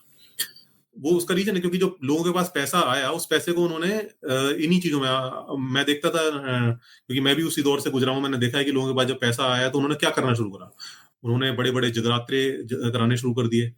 बहुत विशाल भंडारे हो रहे हैं, जगराते हो रहे हैं। बच्चे का बर्थडे है तो उस पर अखंड रामायण का पाठ रखा जा रहा है, कथाएं कराई जा रही हैं, भागवत चल रही हैं। तो ये जो पैसा था वहां हमने इन्वेस्ट करा, और उसकी वजह और उसका ही परिणाम है कि इतने सारे बाबाओं की फौज हमारे देश के अंदर पैदा हुई, क्योंकि जहां पैसा डालोगे तो वो वही चीज, वही इंडस्ट्री आपकी बूम करने लगेगी। तो हमारी ये वाली इंडस्ट्री जो धर्म की इंडस्ट्री है, ये हमारी बूम कर रही है। चाइना की जो है अदर इंडस्ट्रीज बूम कर रही है, मैन्युफैक्चरिंग इंडस्ट्री बूम कर रही है। उनकी उनकी जो साइंटिफिक अचीवमेंट है वो दुनिया के सामने आ रही है। वहां पर ये जो है एआई बना दे रहे हैं वहां के जो कॉलेज के लड़के हैं, और हमारे जो कॉलेज के लड़के हैं वो हवन और में यहाँ साइंस बना रहे हैं, क्या सुधांशु त्रिवेदी बोल रहे हैं कि सब कुछ वेद में पहले से ही लिखा था। अच्छा, ये जो शिक्षा के बारे में आपने कहा, तो शिक्षा में तो जैसे कि इंडिविजुअल क्या कर सकता है? मुझको जहाँ तक लगता है कि सरकार ही कुछ कर सकती है। और जो बिल्कुल एनसीईआरटी का सरकारी। रिसेंटली सिलेबस चेंज हुआ, आपने देखा है उसमें कुंभ वगैरह रिलीजियस चीज़ों को ऐड कर रहे हैं, बोल रहे हैं मुगल हटा देंगे तो ये कुछ भी डाल देंगे। तो मतलब ये तो लगता नहीं है कि मतलब उस तरह और शिक्षा व्यवस्था, और देखिए बड़े-बड़े संस्थान जैसे कि जहाँ पर से हमको उम्मीदें हैं, आईआईटी वगैरह, तो वहाँ के जो है डायरेक्टर ये क्लेम करते हैं कि गौमूत्र से जो है वो जो है उसमें एंटी बैक्टीरियल वगैरह कुछ पाया जाता है और उससे बुखार ठीक हो जाता है। तो ये स्थिति है, इस पर कोई क्या कर सकता है?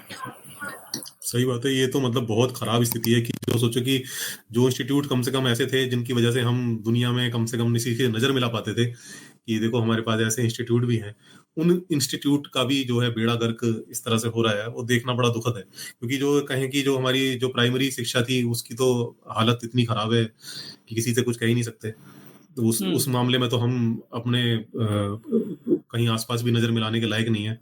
पश्चिमी देशों की तो बात ही क्या करें। कम से कम एक थे हमारे पास कुछ प्रीमियर इंस्टीट्यूशन थे जिन पर हम गर्व थोड़ा बहुत कर सकते थे, लेकिन अभी उनका भी जो है मट्टी पलीत हो रही है। तो ये तो देखना बड़ा दुखद है कि उधर तो हमने जो प्रारंभिक शिक्षा थी उसमें तो कुछ किया ही नहीं, और जो थोड़ी बहुत जो हमारी जो अच्छी शिक्षा थी जो उसका भी हमने बंटाधार कर दिया। तो इस पर तो खेद ही मना सकते हैं लोग। और एक चीज ये भी है ना कि लोगों को पता ही नहीं है। और पता क्यों नहीं है कि एक अच्छी शिक्षा क्या होती है ना, उसका महत्व भी आदमी को तब समझ में आता है जब उसको खुद अच्छी शिक्षा मिली होती है। तो यहाँ लोगों को अच्छी शिक्षा मिली नहीं है। लोगों का एकमात्र फोकस जो शिक्षा को लेकर है वो ये है कि शिक्षा इसलिए हमें चाहिए ताकि हम कुछ कमा सकें। यही एकमात्र उनका फोकस है। उनकी लाइफ की फिलॉसफी सिर्फ इतनी है, शिक्षा इसलिए ताकि अपनी कुछ नौकरी लग जाए, नौकरी मिल जाए, लग जाएगी तो बढ़िया से छोकरी मिल जाएगी, शादी हो जाएगी, बढ़िया खूब धूमधाम से शादी तो होगी पूरे आपको ये नहीं लगता है कि पैसा आने पर जो है आपके पास ऑप्शंस ज्यादा होते हैं लड़की को सिलेक्ट करने के? आपको ऐसा नहीं लगता? लड़की को सिलेक्ट करने के मतलब कि अगर आपके पास पैसा कम है, आप गरीब है, तो आपको कौन पूछेगा? लेकिन अगर आपके पास ज्यादा पैसा है तो आपके पास ऑप्शंस बहुत सारे हैं कि आप जिसको चाहे उसको चुन सकते हैं। बड़े-बड़े बिल्कुल लोग बिल्कुल। रिश्ते आते हैं। हाँ, तो ये तो होता ही है। सरकारी नौकरी का इतना क्रेज है, सरकारी नौकरी मिल गई तो इसका मतलब जो आप जो है जिस लड़की पे हाथ रख दोगे वही है। वो तो ये तो है ही। और तो इसीलिए लोग, अच्छा, क्योंकि इस लोगों को पर ना यहाँ पर इस पर खान सर कहते हम्म, हैं कि हम्म, सरकारी नौकरी अगर तुम्हारी हो जाएगी, तुम एसडीएम वगैरह कुछ बन जाओगे, तो हो हम्म। सकता है कि लड़की रिजेक्ट कर दे, लेकिन लड़की का बाप तुमको सेलेक्ट कर लेगा। तो ये क्रेज है, बिहार में तो बहुत ज्यादा है। ये बात सच है। ये फैक्ट है, वाकई में सच है ये। मतलब आज भी मैं देखता हूँ सरकारी नौकरी का क्यों इतना पागलपन है लोगों के अंदर, जबकि मैं देखता हूँ प्राइवेट सेक्टर में भी लोग बहुत अच्छा कर रहे हैं, बहुत बढ़िया कमा रहे हैं। हम्म। और जो अच्छा। अगर आपका बिजनेस है तो उसकी बिजनेसमैन की तो पूछ ही नहीं। और उसमें भी अगर कहीं आप फ्रीलांसर हो, कुछ ऐसा काम कर रहे हो, कोई राइटर हो, एक्टर हो, तो भैया फिर तो आपकी कोई पूछ ही नहीं है। फिर तो हाँ, आपको खुद ही जानता ही कौन है। सही है। अच्छा, ये जो मतलब जैसे कि आपने एक डिबेट कल्चर की बात की, जैसे कि हम देखते हैं विदेशों में, अमेरिका वगैरह में, जैसे कि रिचर्ड डॉकिंस है, ये लोग जो है जाकर के बड़े-बड़े जो भी थेइस्ट लोग हैं, या जो दूसरे फिलॉसफी को मानते हैं, उनसे जो है खुले मंच पर चर्चा करते हैं। यूनिवर्सिटियाँ हुँ, ऑर्गेनाइज करवाती है ऐसी चर्चाएँ, जबकि भारत में हुँ, हमको ऐसा देखने को नहीं मिलता। और जहाँ मुझको लगता है कि अगर जैसी बात है वो अपने धर्म पे बोल देते हैं, क्रिश्चियनिटी वगैरह पे, अगर हिंदू धर्म पे हुँ, आप कुछ बोल दो, तो यहाँ हुँ, तो भाई एफआईआर हो जाता है। एफआईआर छोड़ो, अभी कुणाल कामरा का जो आपने केस देखा होगा, उसमें तो हुँ, राहुल गांधी पे एफआईआर कर दिया। अब राहुल गांधी का उससे कुछ लेना देना ही नहीं है। ना राहुल गांधी उस जोक में है, ना राहुल गांधी हुँ, उधर खुद किधर है ही नहीं। वो बंदा सो के उठा होगा, बोला होगा भाई मैं उधर था ही नहीं, मेरे पे एफआईआर कैसे कर दी, और पुलिस ने एफआईआर रजिस्टर भी कर ली। तो यहाँ पर हुँ, ये ऐसा है कि भाई आप पर एफआईआर हो सकता है यदि आप उसमें इन्वॉल्व भी नहीं हो फिर भी। तो हुँ। मतलब आपको क्या लगता है कि भारत में फ्री स्पीच की क्या जगह है, और क्या इस प्रकार का डिबेट हमको देखने को मिल सकता है या नहीं? एक्चुअल में पश्चिम से यहाँ की तुलना ही नहीं की जा सकती। वो हम्म। एक सभ्य समाज है और हम एक उजड्ड समाज है। ये कई अब लोग इस इसको पर ये बहुत बात कड़वी लगे लेकिन ये सच है। हम्म। वो जानते हैं फ्री स्पीच की वैल्यू क्या है, वो जानते हैं, उन्होंने उस दर्द को सहा है। जो फ्री स्पीच उनको मिली है ना, उसका पूरा दर्द सहा है, उनको उसको उनकी वैल्यू पता है। हमें तो ऐसी मिल गई फ्री में, गिफ्ट में।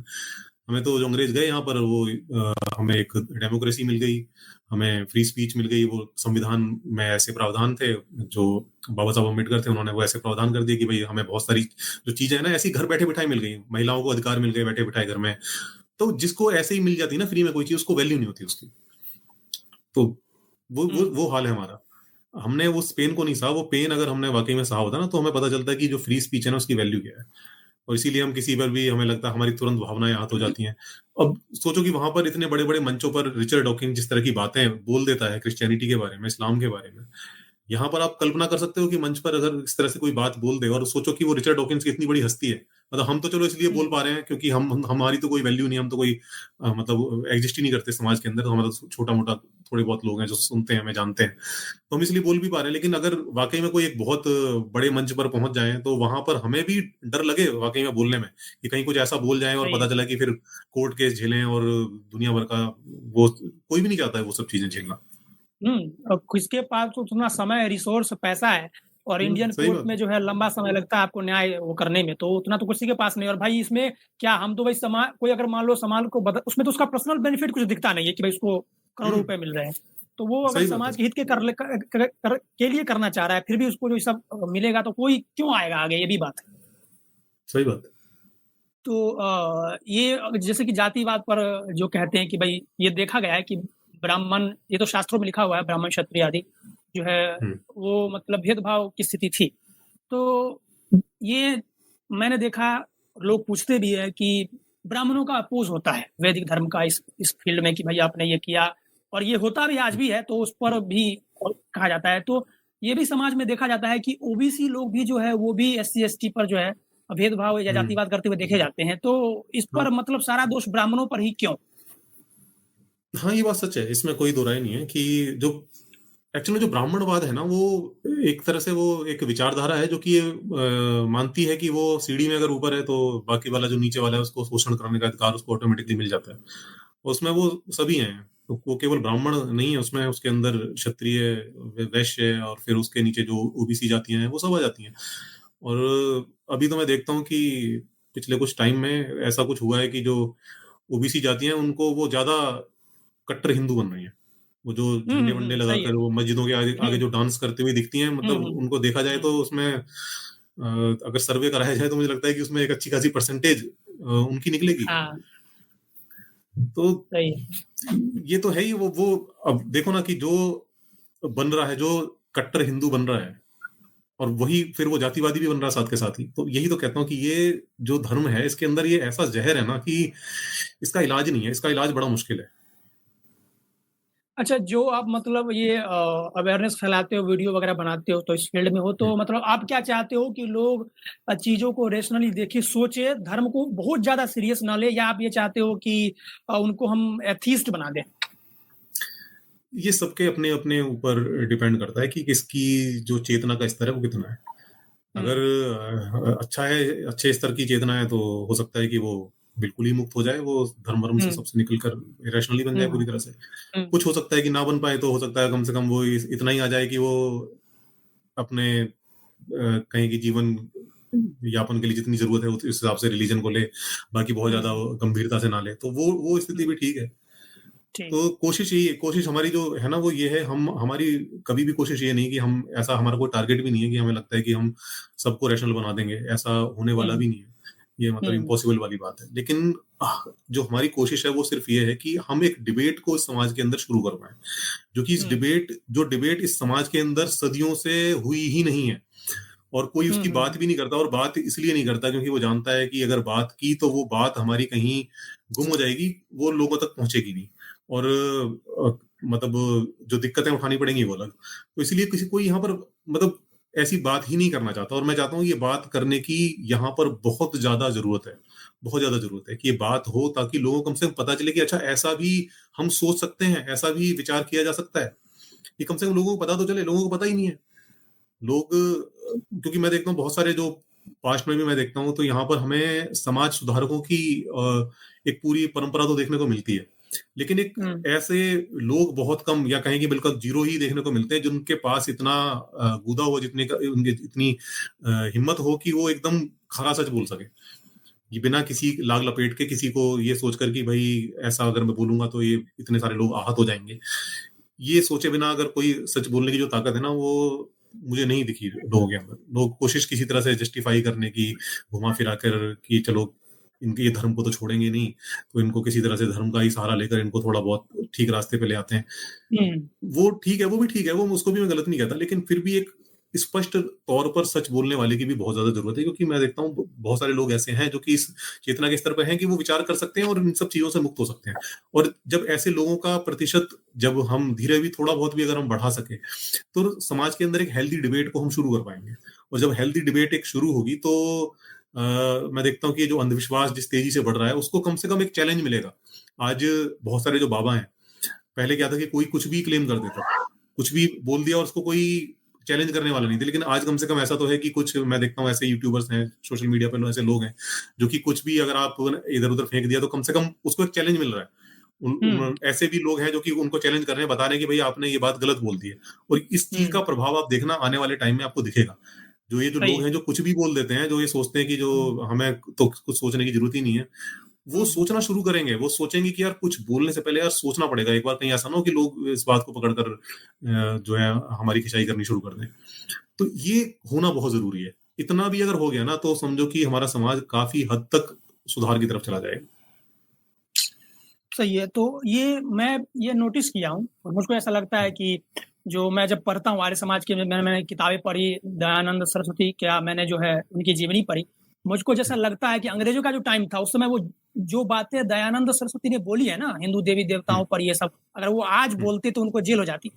लेकिन मुझको ऐसा लग रहा है सच में एकदम बीजेपी के काल में ऐसा हो गया कि फ्री स्पीच पे तो बैन लग चुका है कि आप हम्म। वो करोगे तो आपको एक तरह से जैसे हेट करने वाला या धार्मिक भावनाओं का आहत करने वाला बता करके हो सकता है तो प्रॉब्लम। अच्छा, ये जो ओबीसी एससी एसटी वाली जो मैंने बात कही कि भाई ओबीसी लोग भी देखे जाते हैं, तो क्या जो लोग इसकी वकालत करते हैं कि जातिवाद ब्राह्मण लोग करते हैं, तो उनको इसका भी विरोध करना चाहिए कि कुछ ओबीसी लोग जो है इस पर कर रहे हैं? आपको क्या लगता है? मतलब किस पर, एक बार दोबारा से बोलिए। जैसे कि ओबीसी लोग जो है एससी एसटी पर करते हैं जातिवाद या अच्छा, भेदभाव, तो अत्याचार करते जैसे हैं, अच्छा अच्छा, हाँ बिल्कुल हाँ, बिल्कुल बिल्कुल करा जाए, बिल्कुल करना चाहिए। बिल्कुल ये चीज कोई भी करे, तो जातिवाद तो कोई भी करे वो तो गलत हुँ, ही है, उसको सही तो बोल ही नहीं सकते। हुँ। तो इस पर जो है जैसे हम जातिवाद के खिलाफ आवाज़ उठाते हैं, तो ब्राह्मणों के खिलाफ जैसे बोला जाता है, तो इन लोगों के खिलाफ भी बोलना चाहिए, ये आपने कहा। अच्छा, ये जो हम्म। ब्राह्मण का विरोध से क्या आपको लगता है कि जातिवाद खत्म हो जाएगा या इसका संभावित हल क्या हो सकता है? नहीं नहीं, किसी का भी किसी भी एक पर्टिकुलर कम्युनिटी को टारगेट करने से कोई हल नहीं होता है। अब ये आसान हो जाता है लोगों को कहीं की एक राजनीतिक रूप से अलाइन करने में, ये ट्रिक्स आसान हो जाती हैं कि आप किसी एक पर्टिकुलर कम्युनिटी को टारगेट करो और बोलो कि तुम्हारे सारी जो प्रॉब्लम्स हैं उनका जो कारण है वो ये कम्युनिटी है। तो ऐसे ही हम देखते हैं कि जो हमारे देश के अंदर राजनीति है उसमें उन्होंने भी एक शत्रु ढूंढ लिया है, मुस्लिम ढूंढ लिया है कि भाई जो तुम्हारी जितनी प्रॉब्लम्स है उनका कारण मुस्लिम है। लेकिन एक्चुअल में ऐसा होता नहीं है। हुँ, जो सच्चाई होती है ना, कभी भी एक्सट्रीम में कभी कोई सच्चाई नहीं होती, सच्चाई कहीं हमें बीच में मिलती है। हुँ, तो हाँ, ये ठीक है कि वही जो ब्राह्मण हैं उन्होंने वो सर्वोच्च रहे हैं, उन्होंने बहुत लंबे समय तक वो सुख को भोगा है और आज भी भोग रहे हैं, उसमें भी कोई डाउट नहीं है। हुँ, तो और शायद इसी वजह से वो निशाने पर भी ज्यादा है। हुँ, तो लेकिन और भी जो है, जो लगता है कि और लोग भी जो इन चीजों को कर रहे हैं, वो भी मतलब उनको भी कहना चाहिए, उनको भी निशाने पर लेना चाहिए। ये ठीक है। और एक जो अगर आप समझदारी वाली बात करें तो उसमें मतलब यही कहना होगा कि जो भी जातिवाद करता है, वो चाहे ब्राह्मण हो या कोई भी हो, कोई भी जो जातिवादी है वो गलत कर रहा है, वो गलत है, उसको गलत की तरह से ही देखा जाना चाहिए और उसको क्रिटिसाइज किया जाना चाहिए। सही है। लेकिन ये बात भी जो है आपने पूरी तरह से निष्पक्ष होकर बोला है कि भाई कई लोग, मतलब मैं ये बहुत, जैसे आपसे मैं बात कर रहा हूँ ना, तो बहुत सारी हम्म, चीज़ें जो मैं आपके बारे में सुनता हूँ, मुझको लगता है कि ये तो फेक न्यूज़ है, सच में फेक न्यूज़ है। हम्म, क्योंकि कुछ भी लोग बोल देते हैं। तो कई लोग जो है वो कहते हैं कि भाई ईश्वर को भले सिद्ध नहीं किया जा सकता है, या हम उस पर पढ़ना नहीं चाहते क्या प्रमाण है नहीं प्रमाण है या उस डिबेट में, लेकिन जो हम्म, मोरालिटी है उसको हम्म। मानने के लिए तो हमको ईश्वर चाहिए ही चाहिए। क्या चीज़ सही है क्या गलत है वो कैसे पता चलेगा? मोरालिटी के लिए, अच्छा, ईश्वर की बात करें ना आप, हम्म। तो मोरालिटी के लिए ईश्वर की मतलब अगर आप ये कहें कि एक आपको ऐसा रूल बनाना पड़ेगा और उसको जब तक आप उसे डिवाइन नहीं घोषित करेंगे, जब तक लोग उसमें बिलीव नहीं करेंगे, ऐसा कहना चाह रहे हैं ना आप? नहीं, मतलब कि फिर तो ऐसा हो जाएगा कि अगर कोई मोरल कुछ कोड है ही नहीं, तो सब तो हम्म। सब्जेक्टिव हो जाएगा, फिर तो अपने हिसाब से कोई कुछ मानता है। ऐसा होता नहीं है। तो कोई भी चीज आप देखो ना, समाज में करते हो, मान लो कि आप सब्जेक्टिवली ऐसा मानते हो कि मुझे किसी के धन को चुरा लेना चाहिए, और आपको लगता है कि अगर मैं धन को चुरा लेता हूँ तो मैं बढ़िया ऐश कर सकता हूँ। ये मतलब ये आपकी मोरल वैल्यू हो सकती है, किसी की मतलब किसी की भी मोरल वैल्यू ऐसी हो सकती है। और वो, लेकिन क्या वो समाज में मतलब भले उसकी ऐसी मोरल वैल्यू हो, लेकिन क्या वो समाज में ऐसा कर पाएगा? क्योंकि जब वो करने हुँ, चलेगा ऐसा, वो भले अपने मन में ऐसा मानता हो, लेकिन जब वो करने चलेगा तब वो विचार करेगा कि अगर मैं चुराता हूँ तो भले मेरी मोरल वैल्यू ऐसी, लेकिन बाकी जो लोग हैं वो ये मानते हैं कि जो चोरी करना है वो गलत बात है। चोरी करना एक अपराध है, और चोरी करना एक किसी के धन को बिना उसकी इजाजत के छीन लेना, ये गलत चीज है। और अगर मैं ऐसा करता हूं तो मुझे एक बुरे इंसान के तौर पर देखा जाएगा। एक्चुअल में जो हमारा समाज है ना, वो हम हम खाली इंडिपेंडेंट हैं ही नहीं, मतलब हम में से कोई भी इंडिपेंडेंट नहीं है। हम बहुत सारे लोगों पर हर समय डिपेंडेंट रहते ही रहते हैं। समाज पर हमारी डिपेंडेंसी रहेगी ही रहेगी। जब तक कि आप मतलब कहीं यहाँ समाज से कटकर कहीं किसी निर्जन टापू पर जाकर अपनी झोपड़ी ना बना लो, तब तक उससे पहले आप समाज से जुड़े रहोगे। मतलब आप देखो ना, मेरे आपके जीवन में जो जितनी आप चीजों का उपभोग करते हो, सुबह से लेकर लेकर शाम तक, कितने लोगों का उसमें हाथ होता है, कितने लोग उसमें इन्वॉल्व होते हैं, तब जाकर वो चीजें आप तक पहुंच पाती हैं। एक जो व्यवस्था है जो समाज के अंदर देखते हैं, चाहे वो पुलिस की व्यवस्था हो या आर्मी की व्यवस्था हो, चाहे डॉक्टर्स की व्यवस्था हो, या और भी मतलब तमाम व्यवस्थाएं, ये सारी व्यवस्थाएं हमारा समाज बनाता है, चलाता है, तब जाकर हमारा जीवन आसान होता है। तो एक तरह से हम इस समाज के कर्जदार हैं, हर कोई, हुँ। मतलब कोई। तो जब ऐसा है तो कोई भी स्वतंत्र नहीं है कुछ भी करने के लिए। कुछ भी जो करेगा, करने से पहले उसे सोचना पड़ेगा कि अगर मैंने ऐसा किया तो फिर इसका परिणाम मेरे साथ क्या होगा। तो गॉड का डर नहीं होता लोगों को, लोगों को समाज का डर होता है। वरना तो अगर सही गॉड का डर ही हो लोगों को, तो फिर मंदिरों में ताले लगाने की जरूरत नहीं है। फिर वहां सही तो बात है। सही, हाँ, तो वहां ताले लगाने पड़ते हैं, क्योंकि और सीसीटीवी कैमरे लगाने पड़ते हैं। सीसीटीवी कैमरा लग जाता है तो लोग फिर चोरी नहीं होती, क्योंकि उसको पता होता है मेरे को देख लिया जाएगा। तो उसको गॉड का डर नहीं है, उसको लोगों का डर है। उसको सीसीटीवी कैमरे का डर है।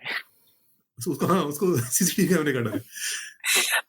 अच्छा, जो लोग जो आरपीजी ने इतना एक्सप्लेन किया ना, वो यूटिलिटेरियनिज्म है, जो ये कहता हम्म, है कि भाई हम जो भी राइट और रॉन्ग है वो डिफाइन इस बात से करते हैं कि हम जो काम कर रहे हैं, जो एक्शन कर रहे हैं, उसका जो है कॉन्सिक्वेंस क्या निकलेगा। ठीक है, उस पर उन्होंने पूरा इतना बताया। अच्छा, जो कई लोग कहते हैं कि हम साइंस को नहीं मानते, विज्ञान को मानते हैं, और विज्ञान क्या है, वो एटम से लेकर ईश्वर पर्यंत ज्ञान है।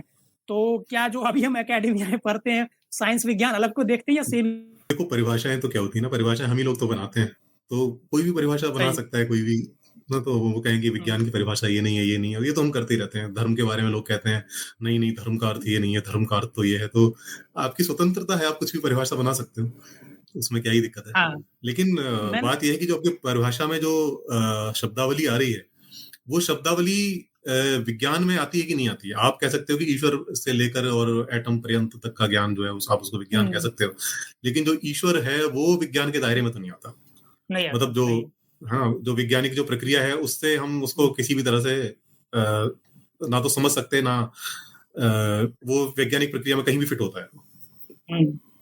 तो वो कहते हैं कि भाई वो विज्ञान साइंस जो है वो प्रत्यक्ष को मानता है, जो चीज़ें आप जो इसका इफ़ेक्ट दिखाता है, जो परसीव करते हैं उसको मानता है, ऑब्ज़र्व जो चीज़ें होती है उसको। लेकिन जो विज्ञान है वो तो उसके बियॉन्ड चीज़ें भी मानता है, तो हम क्योंकि विज्ञान के मानने वाले तो हम सुपीरियर हैं।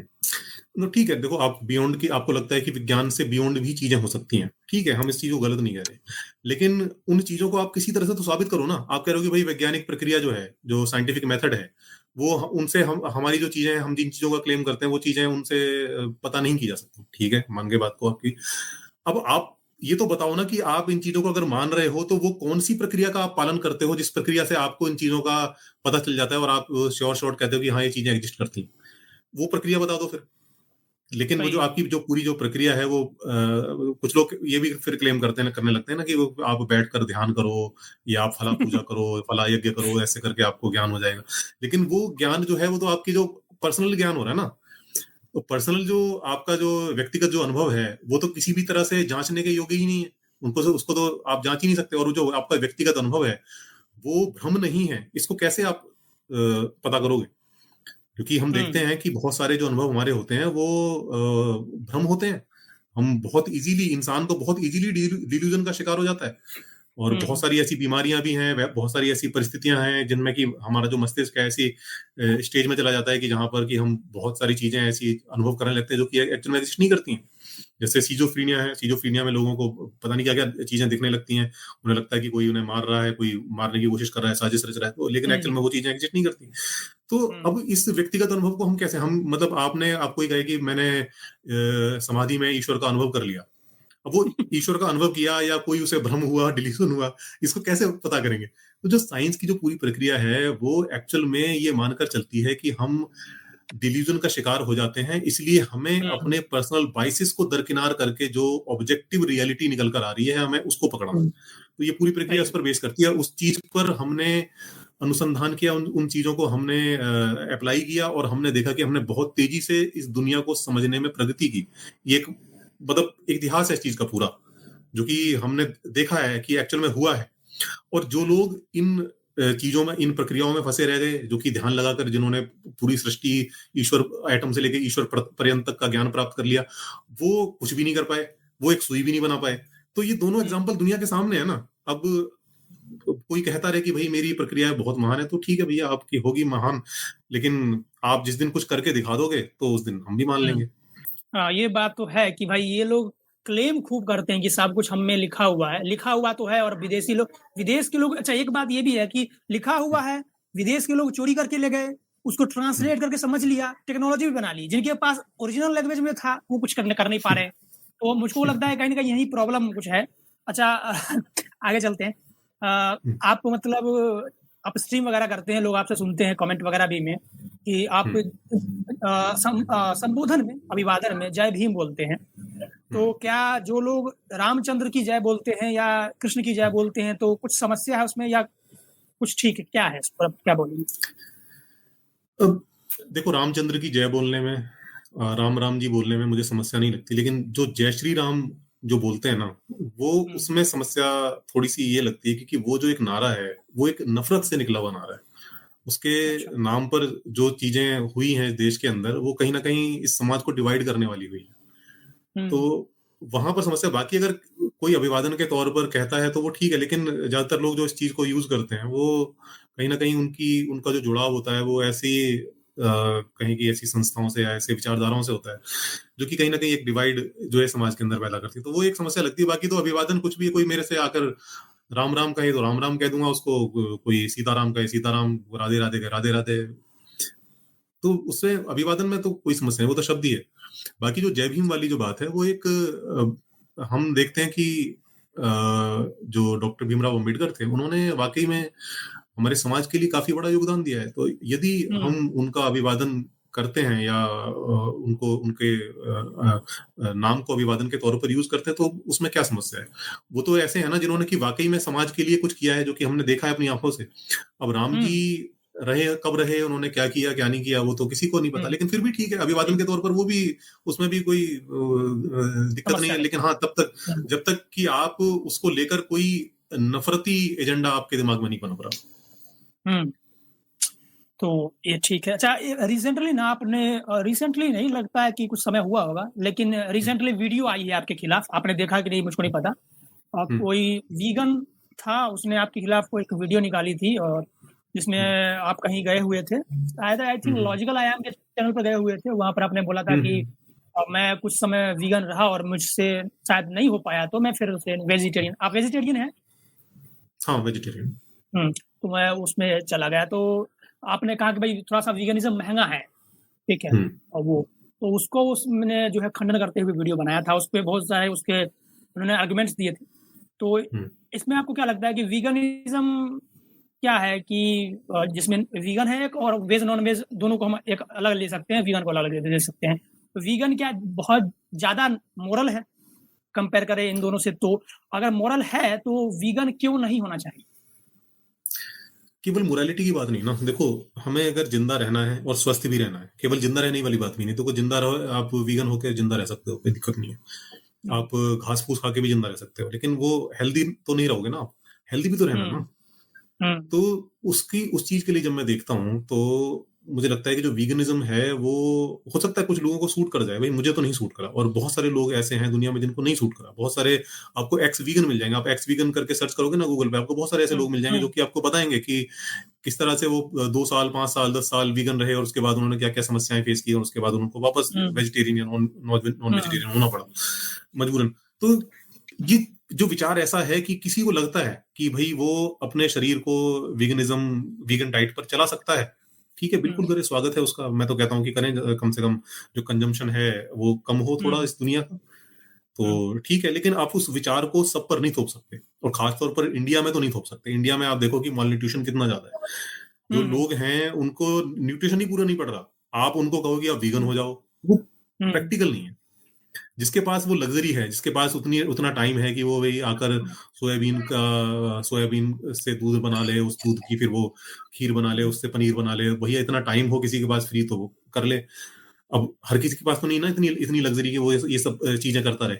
और फिर दूसरी चीज है कि और भी समस्याएं आती हैं वीगन के साथ। आप अगर आप एक मतलब लीनियंट लाइफ जी रहे हो, ज्यादा आप मेहनत मेहनत नहीं करते, तो ठीक है, आपकी हुँ, प्रोटीन रिक्वायरमेंट पूरी हो जाएगी।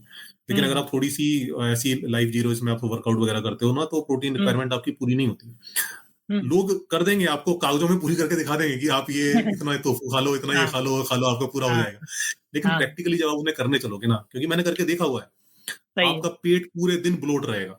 क्यों ब्लोट हाँ, भर रहेगा? जाता है। क्योंकि जो भर जाता है हुँ, वो इसलिए ब्लोट रहता है क्योंकि आपने उन चीज को पूरा करने के लिए वो सब तो खा लिया, लेकिन वो आपका जो पेट है ना उन चीजों को पचाने हुँ, के काबिल नहीं है। उसके हुँ, अंदर इतना फाइबर है और उसके अंदर हुँ, इतने एंटी न्यूट्रिएंट्स हैं कि वो आपका हुँ। जो पेट के बाजे बजा देगा। मेरे तो बज गए थे ऑलरेडी। तो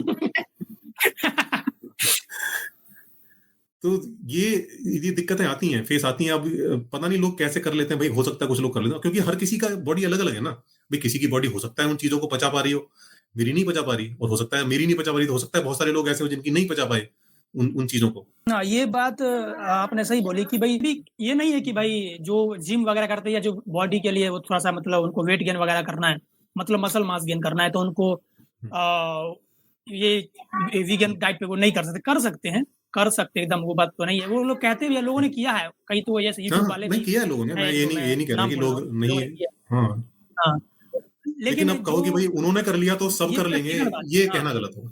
सब कर लेंगे देखो, वो बात। मेडिकल क्योंकि साइंस में एक भी आप एक देखो, जो हुँ, हुँ, मेडिकल साइंस के अंदर भी जो दवाओं का ट्रायल होता हुँ, है, वो क्यों इतने लोगों पर ट्रायल करते हैं? क्योंकि हर बॉडी अपने आप में अलग है। आपको इस चीज को मानना पड़ेगा। आप अगर ये कहो कि भाई मैंने कर लिया इसलिए सब कर लेंगे, ये नहीं होने वाला है, ऐसा नहीं होता है। एक्चुअल में हमारी जो डाइट रही है हमारे पुरखों की, वो उसमें सब चीजें रही हैं, उनमें मीट भी रहा है डाइट में, और मतलब एनिमल सोर्स से भी हुँ, चीजें हैं उसमें, वेजिटेरियन सोर्स से भी चीजें हैं, और हम एक कुक्ड डाइट जो है खाने के युग हैं। ऐसे भी मतलब लोग आपको मिल जाएंगे हुँ, जो कहेंगे कि रॉ फूड खाओ। रॉ फूड खाने वाले भी एक है कल्ट, इस दुनिया के अंदर एग्जिस्ट करता है। हुँ, तो हुँ, वो प्रैक्टिकल नहीं है, क्योंकि आपकी जो डाइट है, आपका पेट उस हिसाब से ढल चुका है। वो चीजें आपको, वो न्यूट्रिएंट्स हुँ। आपको उन उन सोर्सों से चाहिए ही होगा। डाइट के बारे में बोले आ रहे हैं, प्रोटीन रिक्वायरमेंट की बात आप कर रहे थे। तो हम्म, प्रोटीन तो सच बात है कि जो वर्कआउट करते हैं, तो ये बात है कि अगर मैं भी वेजिटेरियन हूँ, मैं नहीं खाता, लेकिन ये बात है कि अगर आप 100 ग्राम जो है चिकन ब्रेस्ट खाते हो ना, तो आपको 31 ग्राम प्रोटीन मिलता है, लेकिन आप 100 ग्राम कुछ भी खाओ, आप वेज में चले जाओ, तो उसमें जो प्लांट वेज में चले जाओ, उसमें एक सोया चंक्स है, उसमें आपको मिल जाएगा, लेकिन आप 100 ग्राम सोया चंक्स खाओगे कितनी देर, वो पेट आपका फुल हो जाएगा, खा भी नहीं वो पाओगे, वही तो चीज वॉल्यूम है ना ज्यादा हो जाता वो। और मतलब किसी तरह खा भी लोगे पूरा दिन, पेट आपका ब्लोट रहेगा, आप है। रेस्टलेस रहोगे पूरे दिन, वो प्रैक्टिकल नहीं है ना। और दूसरी चीज है कि जो वीगन सोर्स से अगर आप प्रोटीन लेते हो तो साथ में बहुत सारा कार्ब आने ही वाला है, उसको आप रोक ही नहीं सकते। हम्म। अगर आप जैसे चिकन ब्रेस्ट लेते हो तो उसके अंदर बहुत कम कार्ब आपको मिलेगा, हम्म। लेकिन वही उतना ही प्रोटीन आप किसी वीगन सोर्स से लोगे तो बहुत सारा भर भर के कार्ब आपके साथ में आ जाएगा। हम्म। तो दर्शकों से मैं ये कहना चाहूंगा कि हम लोग कोई यहाँ पर मांसाहार को प्रमोट नहीं कर रहे हैं, हम ये केवल कह रहे हैं कि भाई किस में ज्यादा आपको इजी पड़ेगा, ठीक है। बाकी ये तो आपका पर्सनल प्रेफरेंस है कि आप, अगर आप वीगनिज्म जो वीगन डाइट है उसको फॉलो करके आप बॉडी गेन कर पा रहे हो तो कोई प्रॉब्लम नहीं। मैं भी चाहता हूँ कि भाई कम हो और मैं उस तरफ जाऊँ, मैं चाहता हूँ कि मैं वीगन बनूं, लेकिन फिलहाल मेरी कंडीशन ऐसी है कि मैं नहीं छोड़ सकता ये दूध वगैरह खाना, मेरे ही बस की बात नहीं। जब ऐसा कुछ मिल जाएगा रिप्लेसमेंट तो देखेंगे। अच्छा, आगे मैं चलता हूँ। वीगनिज्म के आलोचक अक्सर कहते हैं कि वीगन लोग भले ही पशु उत्पाद से परहेज करते हैं, लेकिन प्लांट बेस्ड जब वो फूड हम खाएंगे तो उसके लिए तो हमको खेती वगैरह करना पड़ेगा, उसमें बहुत सारे जीव जंतु मरते हैं, तो उसमें भी तो हत्या हो रही है, ठीक है। इसके लिए इसके अगेंस्ट जो है वीगन कहते हैं कि वो हत्या उसको हम रोक नहीं सकते, वो अवश्य भावी वो हमारे जीवन के लिए जो है वो होगा ही होगा। तो हम जहाँ पर हमारे पास विकल्प है कि जहाँ पर हम प्लांट बेस्ड फूड खा सकते हैं और ये हम छोड़ सकते हैं, तो वहां पर हमको प्लांट बेस्ड पर जाना चाहिए। जहाँ पर हमारे पास कोई विकल्प ही नहीं है तो वहां पर तो हम बच नहीं सकते। तो यानी वो ऐसा नहीं कहते कि हम लोग हिंसा करते ही नहीं, पूर्ण निर्दोषता तो उनका भी जो है क्लेम नहीं है, लेकिन मुझको इसमें ये लगता है कि वीगनिस्ट क्या ये मानते हैं कि केवल सर्वाइवल तो नहीं मानते, क्योंकि जीवन की सुविधा वो भी मानते हैं। कार से वो जाते हैं, ठीक है, आप अगर कार से जाओगे तो उसमें भी तो टायर के नीचे कितने जीव जंतु मरेंगे। तो अगर आप केवल सर्वाइवल की बात करते हो तो आप घर में रहो, फिर उससे भी जीव जंतु आप रोज बचा सकते हो कितने।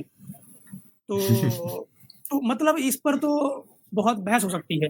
एक जगह पर आप रोक सकते हो, तो मैं भी मानता हूँ यहाँ पर रोकी जा सकती है और रोकना भी चाहिए, ठीक है।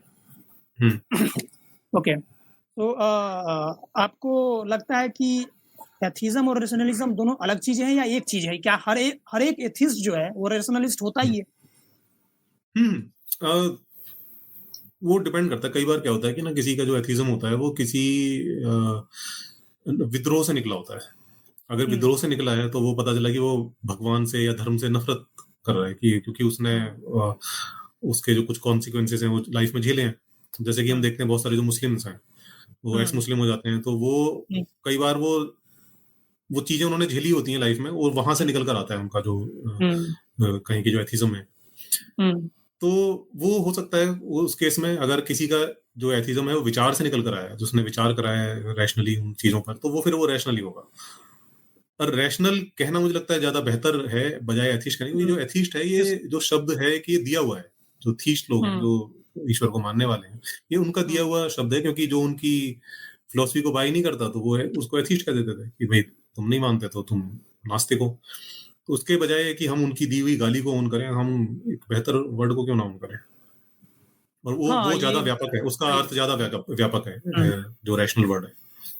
हाँ, वो तो मतलब समय के साथ शब्दों के मायने बदलते रहते हैं और तो लेकिन ये बात आपने सही बोली। मैंने ये एथिज्म द बेसिक्स पढ़ी थी ग्राम हॉपी की, तो वो कहते हैं कि भाई प्राचीन काल में जो रोमन्स थे, क्रिश्चियंस थे, तो रोमन्स को वो एथिस्ट बोलते थे, ये लोग उसको एथिस्ट बोलते थे, वाइकिंग वाले क्रिश्चियन को एथिस्ट बोलते थे, मतलब कि वो डिमिन करने के लिए कि हमारे गॉड को नहीं मानता, दूसरे गॉड को ही मानता है तो भी तो वो एथिस्ट है उस हिसाब से।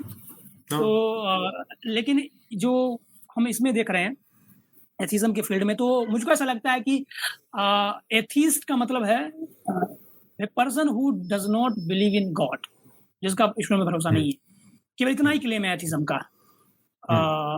और एथिस्ट जो है वो रेसिस्ट, सेक्सिस्ट, कास्टिस्ट हो सकता है अगर केवल एथिस्ट की बात करें तो। रेशनल जो होता है वो हर एक चीज को देखेगा कि भाई कहाँ पर क्या चीज सही है, वो तर्क से वगैरह से लगाएगा। लेकिन एथिस्ट में तो मैं जहां तक मानता हूँ उनका एक क्लेम ही है कि एथिज्म मतलब क्या है, जो ईश्वर में भरोसा नहीं करता। रेशनल तो क्या, तो बहुत ज्यादा व्यापक अर्थ हो जाता है, फिर बहुत सारी चीजें उसमें जुड़ जाती हैं। बिल्कुल सही कह रहे हो। कुछ लोग नए-नए जो एथिस्ट बनते हैं वो जो है बाहर निकलते हैं और वो हिंदू देवी-देवताओं का खंडन करते हैं। इन सब चीज़ों में फील्ड में रहते हैं, बवंडर रहता है उनके अंदर ज्ञान का, तो आप उनको क्या सलाह देंगे आप? मैं उनको यही कहूँगा कि समझदारी की तरफ जाएँ। ये चीज़ें ऐसा होता है वैसे तो ना, ये जो एक फ़ेज़ होता है, हुँ, जब हुँ, आदमी नया-नया एथिस्ट बनता है ना, तो उसको लगता है कि उसे कुछ एक्स्ट्रा नॉलेज मिल गई है और वो या बाकी लोगों से कुछ ज़्यादा समझदार हो गया है। उसको हुँ, जहाँ भी कोई अंधविश्वास दिखता है, कोई धार्मिक व्यक्ति कोई क्लेम करता दिखता है, वो जाके कूद के पहुँच जाता है वहाँ पर उसको जलील करने के लिए। तो हुँ, ये चीज़ें धीरे-धीरे समय के साथ यदि वो समझदारी का सहारा लेकर आगे बढ़ रहा है, तो वो कम होती जाती है अपने आप ही। और वो धीरे-धीरे उसको समझ में आने लगता है कि ये इन चीज़ों को करने से कोई फ़ायदा नहीं है। तो जो लोग ऐसा कर रहे हैं, मैं उनको ये कहूँगा कि थोड़ा-सा समझदारी की तरफ जाएँ, विचार की तरफ बढ़ें, ना कि हुँ, ट्रोल आर्मी का हिस्सा बनें, उससे कोई फ़ायदा नहीं है। फिर मतलब सही। अगर आप ट्रोल ही बनकर रह गए, तो फिर आपके अंदर कोई परिवर्तन नहीं हुआ। बस इतना हुआ कि हुँ, आप पहले उस पार्टी में थे, अब आप इस पार्टी में आ गए, तो इतना ही फ़र्क पड़ा है हुँ। आपके जीवन में।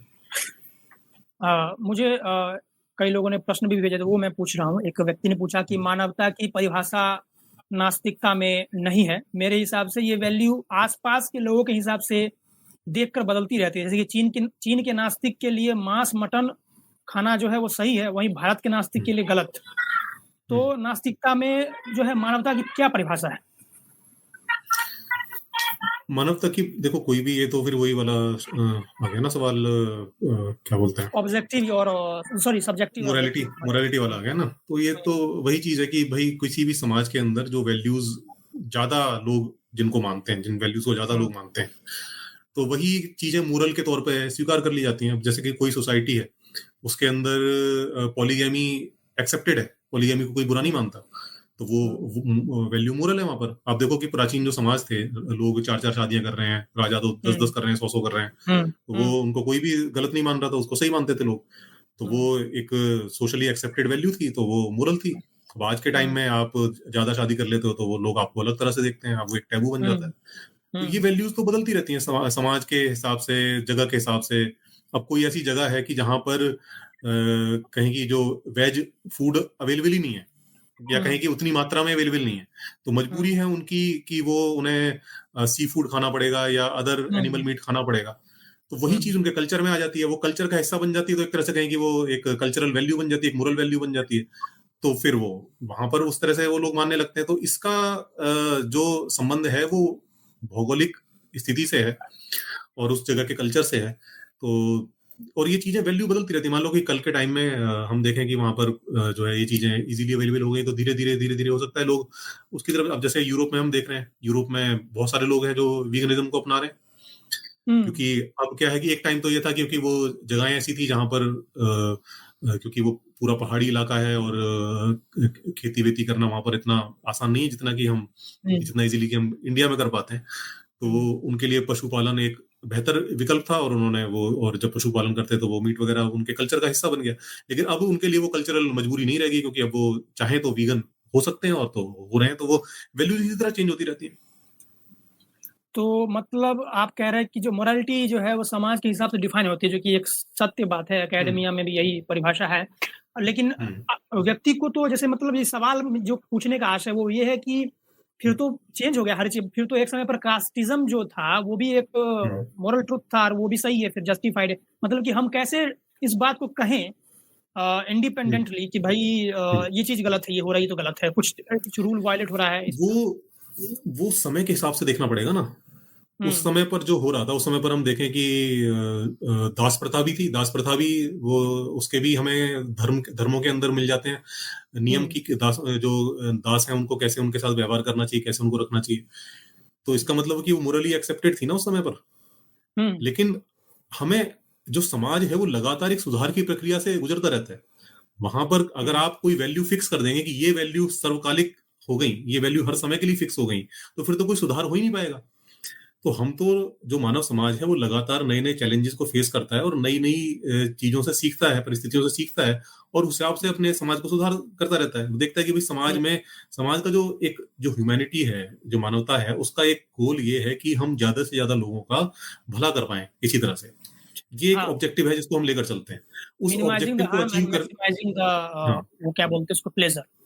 हाँ, तो इस ऑब्जेक्टिव को अचीव करने के लिए हमें जो भी सुधार आवश्यक लगते हैं समाज के अंदर समय के हिसाब से, उन सुधारों को हम करते जाते हैं। सही है।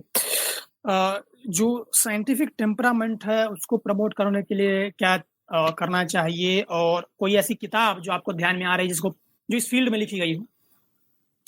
साइंटिफिक टेम्परामेंट के लिए ना एक किताब है, द डीमन हंटेड वर्ल्ड करके किताब है, काफी लंबा नाम है वो मेरे को, द डीमन हंटेड वर्ल्ड करके कार्ल सेगन से आप सर्च करेंगे ना तो आपको मिल जाएगी। कार्ल वो मुझे सेगन। लगता है कि एक तरह से हाँ रैशनैलिटी की बाइबल है, उसको वहां से अगर आप पढ़ना शुरू करेंगे तो आपको काफी अच्छी इंसाइट मिलेगी। ओके। क्या आप ह्यूमन एवोल्यूशन में रिलीजन को एक महत्वपूर्ण हिस्सा नहीं मानते? ह्यूमन एवोल्यूशन में किसको?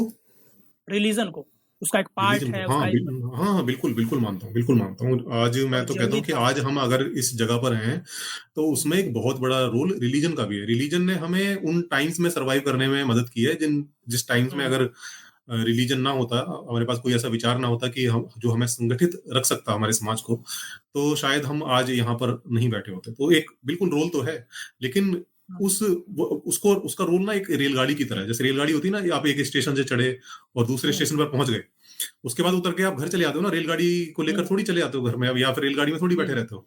तो अब हम यहाँ तक आ गए हैं, अब इस स्टेशन तक पहुंच गए हैं, अब हम चाहें तो इस स्टेशन से उतरकर अगले स्टेशन की रेलगाड़ी पकड़ सकते हैं। तो अब उसमें कुछ लोगों को लगता है कि भाई हम तो इसी रेलगाड़ी से आए हैं, तो अब इससे हमें मोह हो गया, तो हम इसको छोड़ेंगे ही नहीं, तो आप वहीं रह जाओगे, फिर आप आगे नहीं बढ़ पाओगे। सही है। तो ये बात भी तो है, और नोट करना चाहिए दर्शकों को कि भाई आरपीजी ने बात स्वीकार किया है कि भाई रिलीजन का रोल है। तो कई लोग जो दुष्प्रचार करते हैं, बहुत सारे प्रश्न का उत्तर मिला होगा, मुझको भी मिला है। आपकी कोई फेवरेट जो किताब, जो आपको, आपने बहुत सारी किताबें पढ़ी होंगी जो आपको बहुत ज्यादा पसंद है? एक द बिग पिक्चर है सीन कैरोल की, ये द एक बिग तरह से, पिक्चर। हाँ द बिग पिक्चर, पूरा नाम तो इसका एक मिनट, तो वो मतलब ओवरव्यू थोड़ा सा बताइए, इसमें किस बारे में बताया गया है? पूरा नाम है इसका the big picture on the origins of life, meaning and the universe itself. ये सीन कैरोल की बुक है। ये एक्चुअल में जो हमारे फिलोसफिकल सवाल रहते हैं ना बहुत सारे, जैसे मैं कुछ टाइटल पढ़ देता हूँ आपको, आपको एक इंसाइट मिल जाएगी।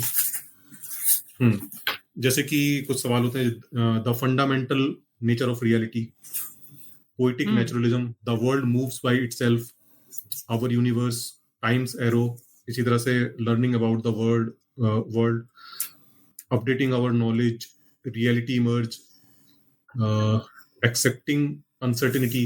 मतलब इस तरह के जो फिलोसफिकल जो हमारे आइडिया दिमाग में आते रहते हैं ना, विचार उठते रहते हैं कि भाई ये चीज कैसे हो रही है, तो उसका एक बड़ा अच्छा जो साइंटिफिक आंसर है वो देने की कोशिश इस बुक में की है। जिनको मतलब फिलोसफी और साइंस दोनों में अगर इंटरेस्ट है और उनके दिमाग में इस तरह के विचार उठते रहते हैं कि भाई कॉन्शियसनेस क्या होती है, ये दुनिया कैसे वर्क कर रही है, टाइम कैसे वर्क कर रहा है, क्या ज़ॉम्बीज एग्जिस्ट करते हैं और क्या फोटोन कॉन्शियस होते हैं, मतलब इस तरह के जो सवाल है ना, इनका बड़ा अच्छा आंसर आपको इस बुक के अंदर मिल जाएगा।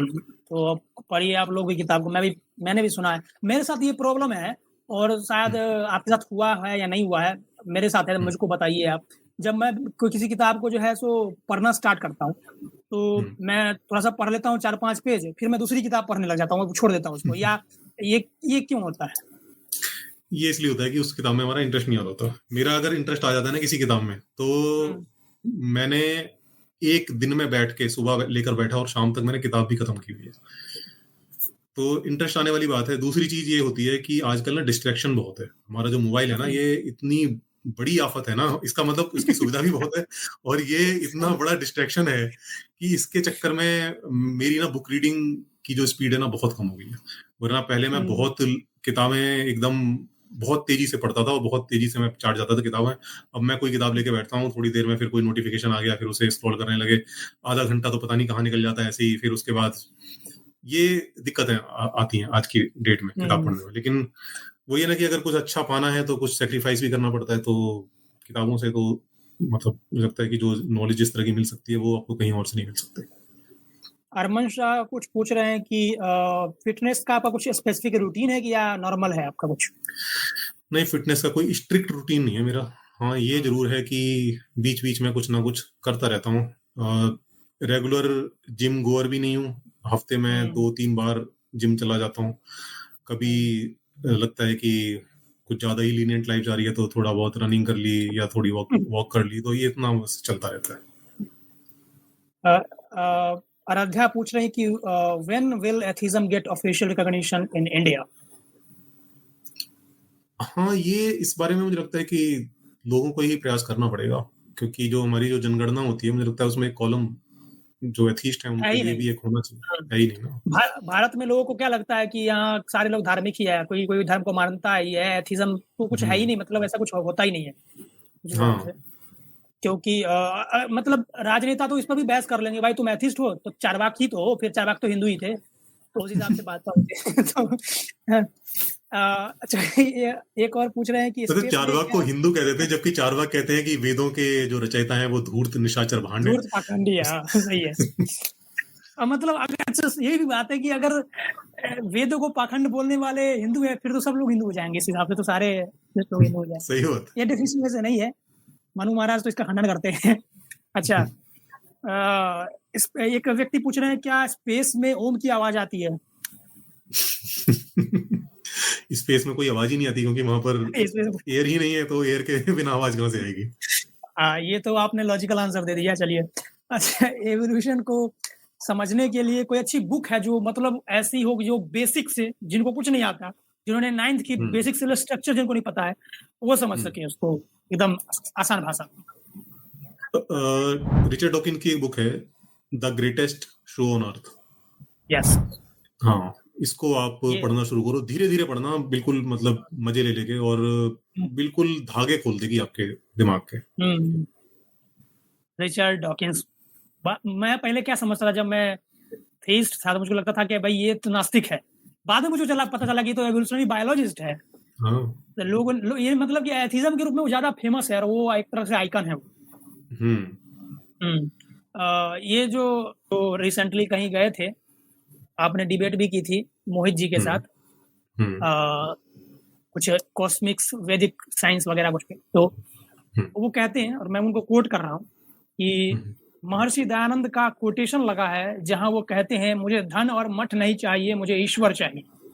वो ईश्वर आज के युवाओं से दूर है, क्योंकि ये जो साइंस नाम की चिड़िया है, ये आज के युवाओं को ईश्वर से दूर कर रही है। तो हमें इस साइंस नाम की चिड़िया को मारना है, क्या इस पर कहेंगे? साइंस नाम की चिड़िया को मार दोगे तो आप को सीधे फिर ना पत्ते लपेट के जंगल की तरफ बजाना पड़ेगा। इस दुनिया में तो आप एग्जिस्ट नहीं कर पाओगे। उफ। ओके भाई साहब, क्या ही कहें इन लोगों को। अच्छा, अब लास्ट क्वेश्चन मैं पूछता हूँ। अब देखिए, मेरे को लगा था कि भाई बहुत शॉर्ट हो जाएगा, लेकिन बात चलती चलती लंबी हो गई। लास्ट क्वेश्चन मैं पूछता हूँ कि एथिस्ट लोग जो होते हैं, मतलब जो धार्मिक लोग हैं, उनके पास तो कुछ है, धर्म है, ईश्वर का सहारा है, उनके रिलीजियस बुक का सहारा है, इसमें लिखी हुई बातों को सच मानते हैं। तो हर एक आदमी को कभी ना कभी मरना है, मरेगा, ठीक है। तो वो चिंता तो फिलहाल युवावस्था में नहीं रहती, क्योंकि युवावस्था में उतना व्यक्ति आगे नहीं देख पाता है, जवानी का उमंग है, सोच नहीं पाता उस दृष्टि से। लेकिन मरना सत्य है, एक दिन सबकी मृत्यु आनी है। तो क्या लगता है आपको कि जो बिलीवर है, उनकी जो है चिंता कम होती है ईश्वर में विश्वास करने से? एथिस्ट लोग मानते हैं कि मर गए, समाप्त हो गया, तो मृत्यु को आप किस दृष्टि से देखते हैं कि क्या होगा इसका? मृत्यु की चिंता क्यों करनी है? मृत्यु के बाद आप एग्जिस्ट ही नहीं करोगे तो चिंता किस बात की है भाई? चिंता तो मेरे को जो एग्जिस्टेंस है मेरी, अभी की चिंता कर रही है ना मेरे को, क्योंकि अभी मैं एग्जिस्ट कर रहा हूँ। अभी एग्जिस्ट कर रहा हूँ तो मेरे को खाना भी चाहिए, मेरे को आराम भी चाहिए, मेरे को और तमाम सुख साधन चाहिए, और तमाम जो जीवन की मुश्किलें हैं उनसे मैं कैसे जूझूं, उस चीज की चिंता मुझे करनी चाहिए। मृत्यु की चिंता क्यों मैं करूं भाई, जब मैं एग्जिस्ट ही नहीं कर रहा? जिस क्षण में एग्जिस्ट करना ही बंद कर दूंगा, उस क्षण की मैं चिंता क्यों करूं? एक्चुअली में इन चीजों को ना समझने में थोड़ा टाइम लगता है। जब आप एथिस्ट बनते हो तो धीरे धीरे करके ये चीजें समझ में आती हैं।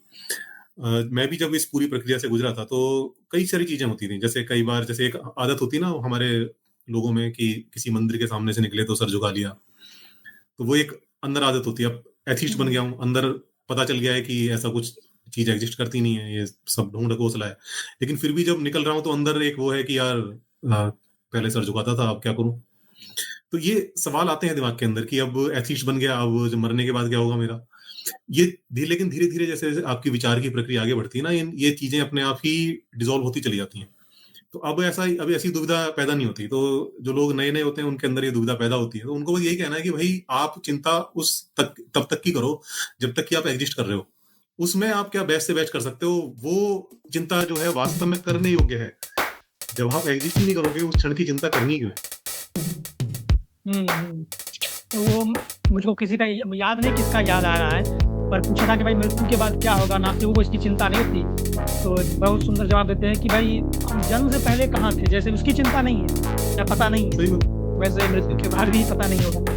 तो मैंने बहुत सारे सवाल पूछे, आपने बहुत अच्छे से जवाब दिया और बहुत सारे डाउट मेरे क्लियर हुए होंगे, लोगों के भी क्लियर हुए होंगे कि आप निष्पक्षता से सोचते हैं, किसी विशेष धर्म की तरफ आपका झुकाव नहीं है।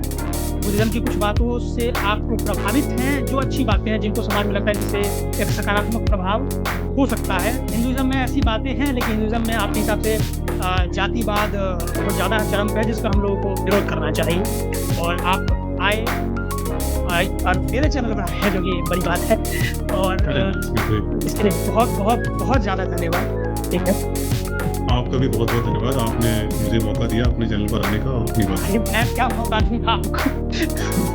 नहीं, नहीं, बिल्कुल आपने मौका दिया तभी तो आया हूँ ना। ठीक है।